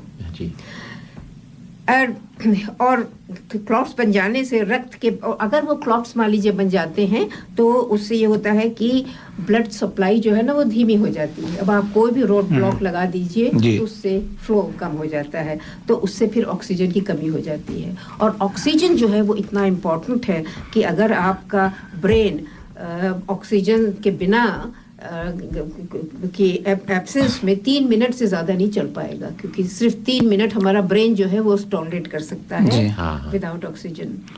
50% स्ट्रोक्स ब्लड प्रेशर से संबंधित होते हैं. 50%. आप अपना ब्लड प्रेशर 130/80 रखने का प्रयास करें. 130 कितना दोबारा से बताइए. 130 120 कहा जाता है. 80/120. ये जो है ना उम्र के साथ भी लिंक होता है. जैसे जैसे आपकी उम्र बढ़ती जाती है वैसे वैसे आपका जो नॉर्मल ब्लड प्रेशर है, जैसे मान लो 130 से 135 हो गया. और जो लोअर वाला है वो कितना है? ये तो लोअर वाला कितना है? जो नीचे वाला डायस्टोलिक सिस्टोलिक ब्लड प्रेशर 130-120 और जो नीचे वाला होता है diastolic you should try to maintain under 80. अच्छा. यस. कोलेस्ट्रॉल दूसरा रिस्क फैक्टर होता है कोलेस्ट्रॉल. तो कोलेस्ट्रॉल 2 तरह का होता है. एक तो होता है हाई डेंसिटी और एक होता है लो डेंसिटी. हाई डेंसिटी जो होता है वो अच्छा वाला कहते हैं गुड कोलेस्ट्रॉल, बैड कोलेस्ट्रॉल. सो आप ये सोच लीजिए दिमाग में, मतलब कि अगर वो थिक है, मतलब डेंस है तो अच्छा है, और अगर छितरा हुआ है तो ख़राब है. तो इसका मतलब कि high cholesterol is a good cholesterol, low cholesterol is the bad one. I mean high and low density. So density के ऊपर डिपेंड करता है. High density is a good one, low density is a bad one. And इससे क्योंकि cholesterol जो होता है ना ये फैट का है रूप, तो इससे क्लॉट्स बन जाते हैं. तो क्लॉट्स नेचुरली ऑब्स्ट्रक्शन करेंगे जो आर्टरीज को ब्लॉक करके ब्लड को ऑक्सीजन सप्लाई को शून्यतम कर देते हैं. ब्रेन के किसी भी भाग को कोलेस्ट्रॉल कम करने में डाइट, स्ट्रेस रिडक्शन, व्यायाम, एक्सरसाइज, कोलेस्ट्रॉल रिड्यूसिंग दवाइयाँ, ये चीज़ें हैं जिससे आप कर सकते हैं. तो स्ट्रेस जो होता है वो तो हर चीज़ में आजकल, क्योंकि स्ट्रेस जो होता है उससे इतने बायोकेमिकल हमारे शरीर में चेंजेस होते हैं कि वो आपको स्ट्रेस किसी भी हो आपकी पूरी बायोलॉजिकल सिस्टम जो है उसको बदल देता है. तो कोलेस्ट्रॉल कम करने के लिए आपको अपनी डाइट पे रखना पड़ेगा ध्यान, आपको स्ट्रेस पे ध्यान रखना पड़ेगा और एक्सरसाइज करनी पड़ेगी. एंड कोलेस्ट्रॉल रिड्यूसिंग ड्रग्स जो आपके डॉक्टर प्रिस्क्राइब करेंगे वो भी उसमें रहता है. दूसरी चीज़ है कि आपकी डाइट में मैग्नीशियम होना चाहिए. मैग्नीशियम बहुत ज़रूरी है. और मैग्नीशियम जो है वो मिलता है आपको सब्जियों से, ब्राउन राइस, सब्जियां, नट्स, सीड्स, होल ग्रेन, इन सब से प्रचुर मात्रा में मैग्नीशियम मिलता है. तो मैग्नीशियम की भी बहुत कोलेस्ट्रॉल में को कम करने के लिए इन सब चीज़ों की भी बहुत अहमियत होती है. चाहे तो लोग वो भी ले सकते हैं जो सप्लीमेंट आते हैं. जी हाँ, वो भी ले सकते हैं. बिल्कुल ले सकते हैं. यदि आपको हृदय का रोग जैसे कि एट्रियल फिब्रिलेशन है और तो भी आपको स्ट्रोक क्लॉट की संभावना हो सकती है. तो एट्रियल फिब्रिलेशन का मतलब है कि हार्ट जो है वो बहुत जल्दी फिब्रिलेट करता है. तो अगर आपको है उसकी हिस्ट्री तो भी आपको सावधान रहना पड़ेगा. डायबिटीज़, ये भी एक दूसरे स्ट्रेस की तरह से डायबिटीज़ भी एक ऐसी चीज़ है. हर जगह डायबिटीज़ जो अपना पैर रखती है कि आपको एक बार डायबिटीज़ हो जाए तो हर तरह का रिस्क फैक्टर आपको होता है. तो डायबिटीज़ में 1.5 टाइम्स अधिक संभावना होती है स्ट्रोक की. डायबिटीज़ में कई कॉम्प्लिकेशंस होती हैं, जैसे कि डायबिटीज़ किडनीज़ में इफ़ेक्ट करती है, नर्वस सिस्टम में इफ़ेक्ट करती है, हार्ट डैमेज करती है और आइज़ डैमेज करती है डायबिटीज़. सिकल सेल एनीमिया जो कि एक वांशिक रोग है कि जेनेटिक है. तो उसमें क्या होता है कि इसमें जो ब्लड वेसल्स होती हैं वो डिफॉर्म्ड हो जाती हैं. तो वैसे तो हमारे यहाँ जैसे कि राउंडेड रेड ब्लड सेल्स हैं, लेकिन सिकल सेल एनीमिया में रेड सेल्स की शेप जो होती है वो डिफेक्टिव हो जाती है. मिसशेपन एंड क्लम्प एक साथ हो जाते हैं. तो इसकी वजह से ये होता है कि ऑक्सीजन सप्लाई कम हो जाती है उनकी शेप बदलने से. इसी कारण बच्चों में भी स्ट्रोक की संभावना हो सकती है. बच्चों में हो सकती है क्योंकि sickle cell anaemia genetic condition है. जेनेटिक बच्चा जो है ना born with sickle cell anaemia. तो अगर आप if the child is born with the sickle cell anaemia meaning the deformed blood vessels, blood cells, then oxygen supply is compromised and then इसके लिए बच्चों में भी हो सकता है स्ट्रोक. तो ये हमें भी याद रखना पड़ेगा. वैसे सैला जी अभी एक अगर प्रश्न पूछना चाहें तो अभी आप जवाब दे देना. काफी यंग लोगों में आजकल ये सब हो रहा है. बिल्कुल यंग लोगों में भी होता है. बिल्कुल काफी यंग लोग आजकल आपने सुना होगा कि और बहुत फिटनेस फ्रीक किस्म के लोगों को हो रहा है. जैसे आपने सुना होगा कि वो ट्रेडमिल पे कर रहा था, गिर गया और वहीं मर गया और ऐसे. तो अगर बच्चे अगर जेनेटिक हिस्ट्री है, फैमिली हिस्ट्री है सिकल सेल एनीमिया की, तो उसके लिए एक विशेष टेस्ट का उपयोग किया जाता है, ultrasound transcranial droplet, which means that it can be done before even the child is born. Ultrasound transcranial droplet test इसके लिए किया जाता है. अल्कोहल का प्रयोग विवादों में रहा है. हर चीज़ में अल्कोहल के भी का भी रोल रहता है. थोड़ी मात्रा में भी स्ट्रोक की संभावना बढ़ सकती है. और अगर आप अधिक मदिरा पान करते हैं तो ये स्ट्रोक के लिए बहुत ही हानिकारक है. आर्टिफिशियली जो स्वीटनेस होते हैं, पहले जब डायबिटीज़ बहुत समय पहले कि लोग आर्टिफिशियल शुगर यूज़ किया करते थे डायबिटिक्स. तो उसके लिए भी अब बहुत ज़्यादा उसके भी अगेंस्ट काफ़ी कुछ स्टडीज़ हुई हैं. Artificial sweeteners, diet drinks stroke की संभावना को तिगुना कर देता है. तो मैं थोड़ा सा बस मेरा और बचा हुआ हाँ है। आप बिल्कुल आप ये बहुत इम्पोर्टेंट है। हाँ स्मोकिंग तो लो डेंसिटी कोलेस्ट्रॉल को बढ़ाता है। स्मोकिंग जैसे कि मैंने आपसे पहले कहा था high density and low density, तो स्मोकिंग से लो डेंसिटी यानी कि जो ख़राब वाला स्ट्रोक कोलेस्ट्रॉल है वो बढ़ता है, तो और जो अच्छा वाला है हाई डेंसिटी वो कम होता है स्मोकिंग करने से, इसलिए स्मोकिंग भी इसके लिए डेंजरस रहती है। लो डेंसिटी कोशिकाओं की ब्लड वेसल लाइनिंग के लिए हानिकारक होती है। Obesity also plays a part in every illness. Hormone replacement therapy ये भी विवादग्रस्त रही है काफ़ी दिनों से। अतः न्यूरोलॉजिकल स्ट्रोक रिस्क असेसमेंट होना चाहिए। जो लोग की लेते हैं HRT, जो लोग हार्मोन रिप्लेसमेंट जो स्त्रियां लेती हैं उनको न्यूरोलॉजिकल स्ट्रोक रिस्क उनका। तो हार्मोन क्यों लेते हैं हार्मोन रिप्लेसमेंट थेरेपी बहुत सी कारण है। मेनोपॉज जब होता है, मेनोपॉज में बहुत सी स्त्रियों को कैंसर वगैरह के जो होता है, तो और बहुत सी ऐसी चीज़ें, बहुत बड़ा लंबा विषय है ये कि हार्मोन रिप्लेसमेंट थेरेपी, जबकि ईस्ट्रोजन औरतों में मेनोपॉज के वक्त कम हो जाता है तो ईस्ट्रोजन की कमी की वजह से बहुत सी समस्याएं आती हैं। तो उसके लिए हार्मोन रिप्लेसमेंट थेरेपी प्रिस्क्राइब की गई थी, लेकिन अब जो है वो बहुत कंट्रोवर्शियल हो गया है कि it's not a good thing, it increases the chances of cancer. अच्छा, तो अगर मान लीजिए कोई महिला ले रही है हार्मोन रिप्लेसमेंट थेरेपी तो उनको न्यूरोलॉजिकल स्ट्रोक रिस्क असेसमेंट आवश्यक है। स्ट्रेस, मानसिक अशांति का शरीर की कोशिकाओं पर विपरीत प्रभाव पड़ता है। illicit drugs, marijuana and amphetamine and stimulants, all these things. Contraceptive pills, they also, कि पहले तो बहुत 50s में चली थी contraceptive pills, it was very popular, but then अब उनका हो गया है कि they also are harmful. Migraine with aura. जो फैमिली हिस्ट्री, अगर यदि परिवार के सदस्य स्ट्रोक के समय 65 वर्ष से कम के आयु के थे, यदि आपकी फैमिली में कोई हिस्ट्री हो कि 65 साल से पहले my father had a stroke, my mother had a stroke before the age of 65, तो आपके चांसेस ज़्यादा हैं। अच्छा। अगर स्ट्रोक फैमिली मेंबर में आफ्टर 65 हुआ तो इतने ही है। स्ट्रोक के 3 महीने तक दोबारा स्ट्रोक होने की आशंका रहती है।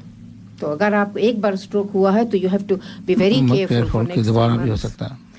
स्लीप एपनिया जिन लोगों को होता है वो भी it's a stress factor. For sleep apnea is also risk factor for stroke. 55 वर्ष की आयु के पश्चात स्ट्रोक की संभावना और अधिक बढ़ जाती है, विशेष तौर पर महिलाओं में ईस्ट्रोजन की कमी होती है। तो after 55 you are more likely to get.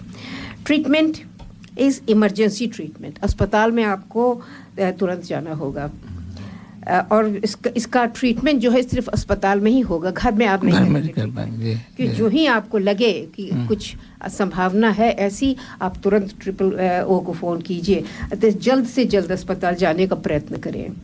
जहाँ तक संभव हो एम्बुलेंस के द्वारा, कि आप अपने आप मत ले जाइए, कि एम्बुलेंस आप फ़ोन कीजिए तो आपको ट्रांसपोर्ट में भी बहुत कुछ रिस्क हो सकता है।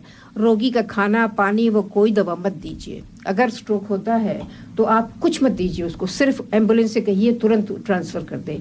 No food, no drug and no water. अच्छा।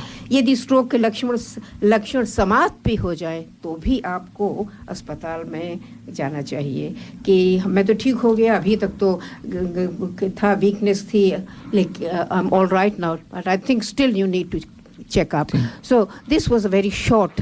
नहीं, अच्छा कहा डॉक्टर सलजा जी। तो श्रोताओं, अगर किसी और के प्रश्न है हमें लिखिएगा तो हम सलजा जी से पूछते हैं। छोटा सा प्रश्न आ जाता है ऑस्ट्रेलिया के बारे में। जी। आप सोचिए, ऑस्ट्रेलिया एक ऐसा देश है कि हम लोग यहाँ पर लाइफ एक्सपेक्टेंसी और लंबा हो जाता है। बिल्कुल। और ये प्रश्न उठता है क्यों? और एक चीज आप ऑब्जर्व करेंगे, जो नेटिव लोग, जो कॉकेशियंस, जो कुछ जनरेशन से हैं, रिटायरमेंट के बाद healthy living, healthy lifestyle incorporate करता है। खाली घर में रहता नहीं है, चाहे वो योगा करता है, सर्फिंग करता है, वॉकिंग करता है ना, तो ये इंडियन कम्युनिटी को ये भी प्रश्न हो जाता है कि आपका रिटायरमेंट के बाद आपको भी जीवित रहना है। बिल्कुल। ये बहुत बड़ा चीज है। बहुत बड़ी चीज बस है। घर में रहकर के न्यूज़पेपर और चाय पीना नहीं है। हमें हिंदुस्तान में खाए लोग को डांटना पड़ता है कि बाहर निकल जाओ। बहुत अच्छा आपने बिहारी जी ने बहुत पते की बात कही। पते की बात। तो एक हम ब्रेक ले लेते हैं और फिर हम दोबारा से इस पे और भी लोगों के जो प्रश्न होंगे उनको भी अटेंड करते हैं।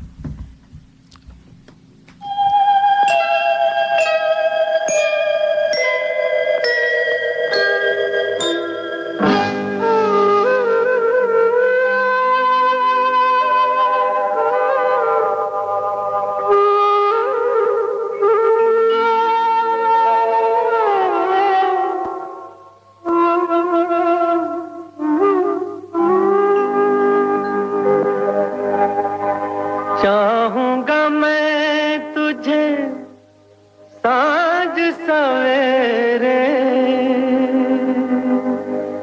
फिर भी कभी अब नाम को तेरे आवाज मैं न दूंगा, आवाज मैं न दूंगा। चाहूंगा मैं तुझे साँझ सवेरे, फिर भी कभी अब नाम को तेरे आवाज मैं न दूंगा, आवाज मैं न दूंगा। चाहूंगा मैं तुझे साँझ सवेरे।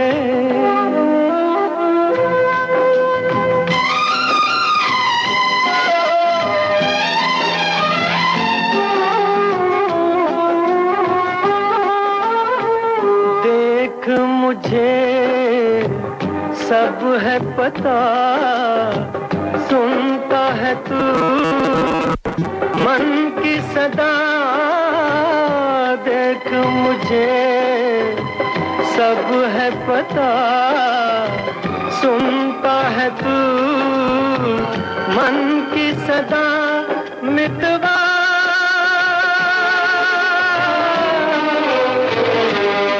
मेरे यार तुझको बार बार आवाज मैं न दूंगा, आवाज मैं न दूंगा। चाहूंगा मैं तुझे साँझ सवेरे, फिर भी कभी अब नाम को तेरे आवाज मैं न दूंगा, आवाज मैं न दूंगा। चाहूंगा मैं तुझे साँझ सवेरे।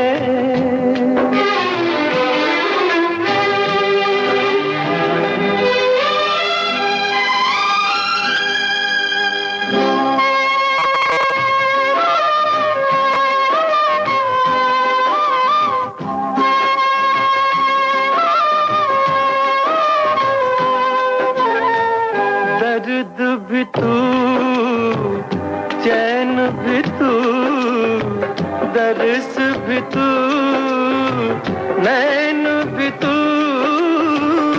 दर्द भी तू, चैन भी तू, दर्स भी तू, नैन भी तू।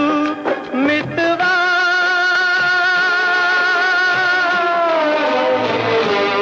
मेरे यार तुझको बार बार आवाज मैं न दूंगा, आवाज मैं न दूंगा। चाहूंगा मैं तुझे साँझ सवेरे, फिर भी कभी अब नाम को तेरे आवाज मैं न दूंगा, आवाज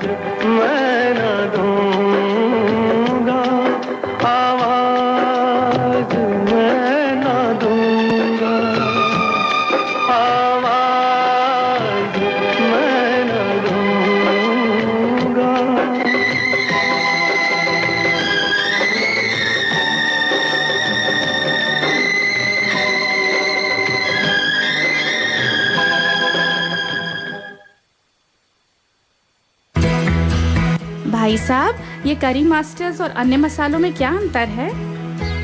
बहन जी, करी मास्टर्स कंप्लीट करी मिक्स है। इसमें अनियन, गार्लिक, जिंजर, टमाटर, नमक, मिर्च, हल्दी, धनिया वे सभी मसाले मिले हुए आते हैं। ये बनाने में बहुत ही आसान और खाने में लाजवाब है। It's so easy. इनकी वेबसाइट का एड्रेस है www.currymasters.com.au। ये थे हमारे स्पॉन्सर करी मास्टर का संदेश।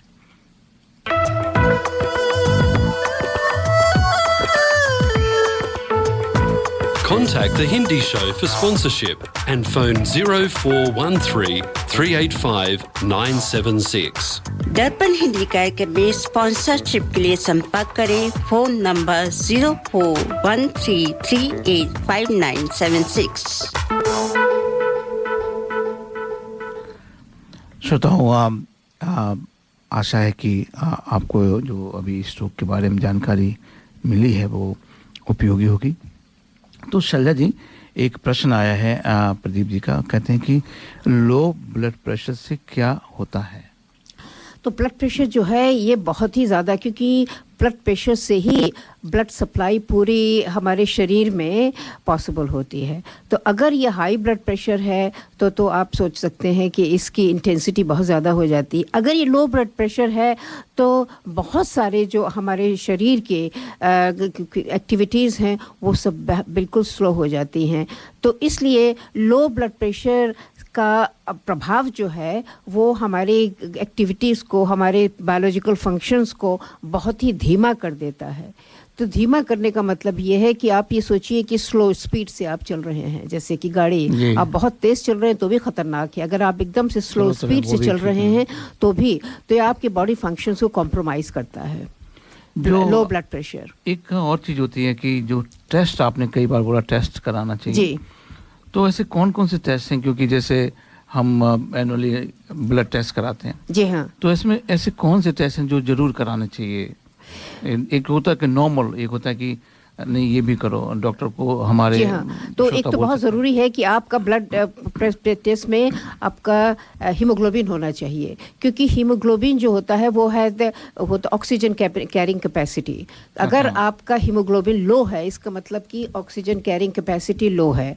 तो हीमोग्लोबिन बहुत ज़रूरी होता है कि एक स्टैंडर्ड जो लेवल है एक्सपेक्टेड उस पर रहना चाहिए। दूसरा आपका बहुत ही इम्पोर्टेंट जो है वो आपको कोलेस्ट्रॉल को होना चाहिए, क्योंकि अगर कोलेस्ट्रॉल आपके high density low density cholesterol है तो उससे आपके स्ट्रोक के ऊपर फ़र्क पड़ेगा। तीसरा जो है आपको सब ब्लड प्रेशर तो आपको अलग से लेना पड़ेगा, ये तो ब्लड टेस्ट में नहीं आएगा।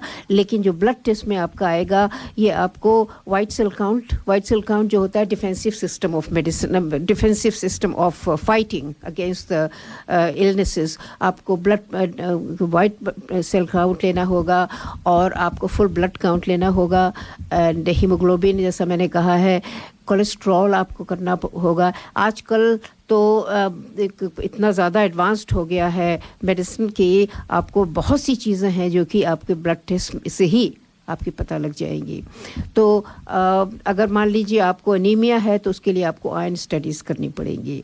इसके अलावा लिवर फंक्शन भी होना चाहिए, कम से कम साल में एक बार आपको kidney function, liver function, full blood count and blood glucose, क्योंकि बहुत बार ऐसा होता है कि हमें पता भी नहीं लगता है कि हम हाइपोग्लाइसीमिक हैं कि हाइपरग्लाइसीमिक हैं। तो इसलिए ब्लड शुगर बहुत ज़रूरी है कि आपको पता ही नहीं है कि आप डायबिटिक हैं, क्योंकि आपका ब्लड शुगर जो है वो लो चल रहा है। लीला जी लिखती हैं, दिल का दौरा हो या दिमाग का दौरा, असल में है ये विचारों का दौरा। विचार शुद्ध हों, संयत हों, तनाव रहित हों, तनाव से खुद भी डरता है दौरा। क्या बात है, इसको भी कविता बना दिया लीला जी ने। तो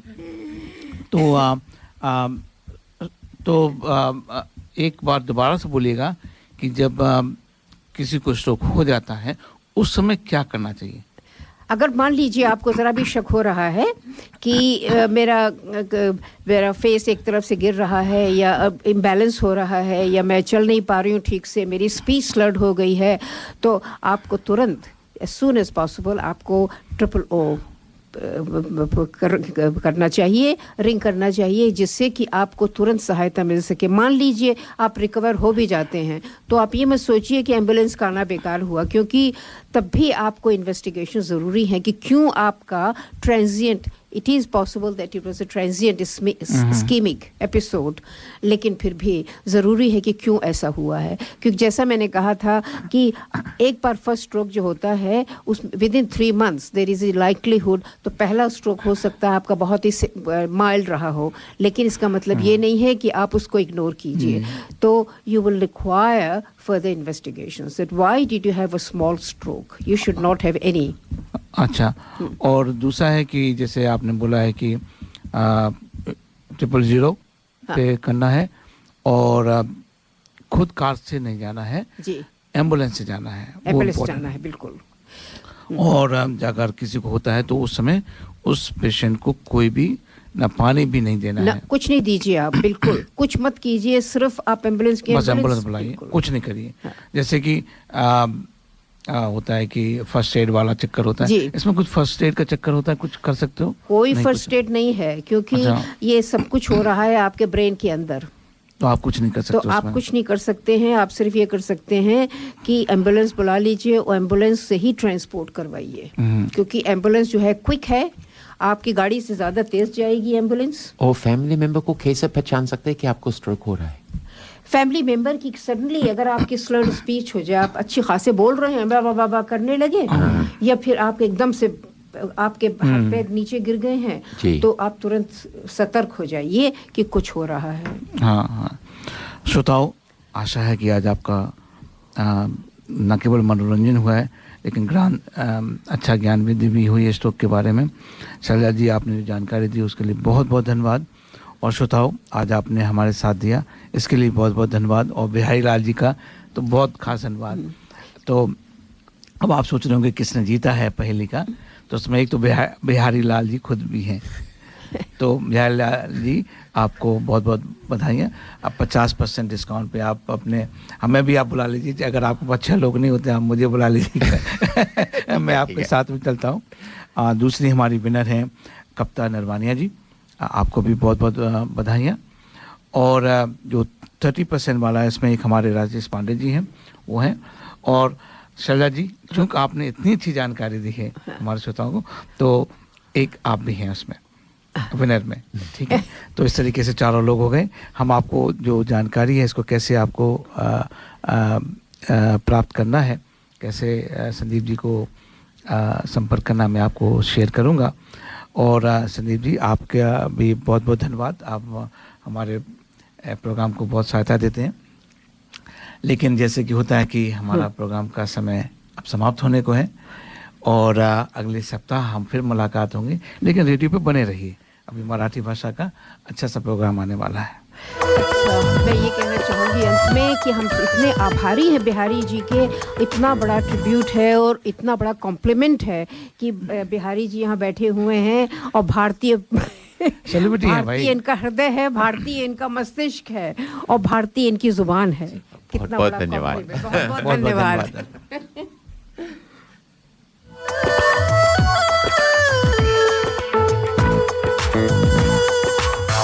You have been listening to The Hindi Show. Join us next Sunday to contribute and provide feedback on anything you heard today. Contact us on feedback@darpanradio.org.au. आप सुन रहे थे हिंदी कार्यक्रम। हमें हर रविवार सुनिए सुबह 9 बजे से। अपने विचार भेजिए आज के कार्यक्रम के बारे में। ईमेल कीजिए feedback@darpanradio.org.au।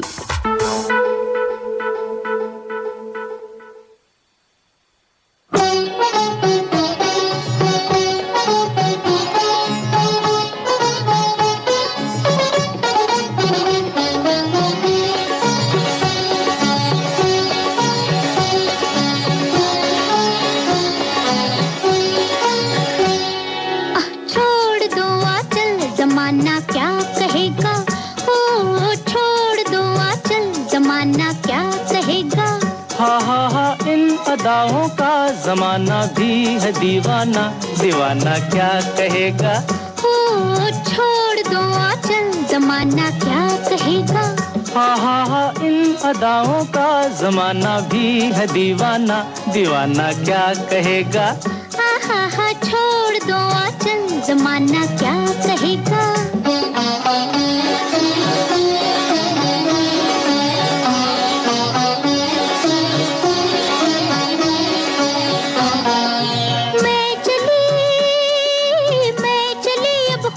छेड़ो प्यार के अफसाने, कुछ मौसम है दीवाना, कुछ तुम भी हो दीवाने। मैं चली अब खूब छेड़ो प्यार के अफसाने, कुछ मौसम है दीवाना, कुछ तुम भी हो दीवाने। जरा सुनना जाने तमन्ना, ओ जरा सुनना जाने तमन्ना, इतना तो सोचिए मौसम सुहाना क्या कहेगा? ओ छोड़ दो आंचल, जमाना क्या कहेगा? हा इन अदाओं का जमाना भी है दीवाना, दीवाना क्या कहेगा? हा छोड़ दो आंचल, जमाना क्या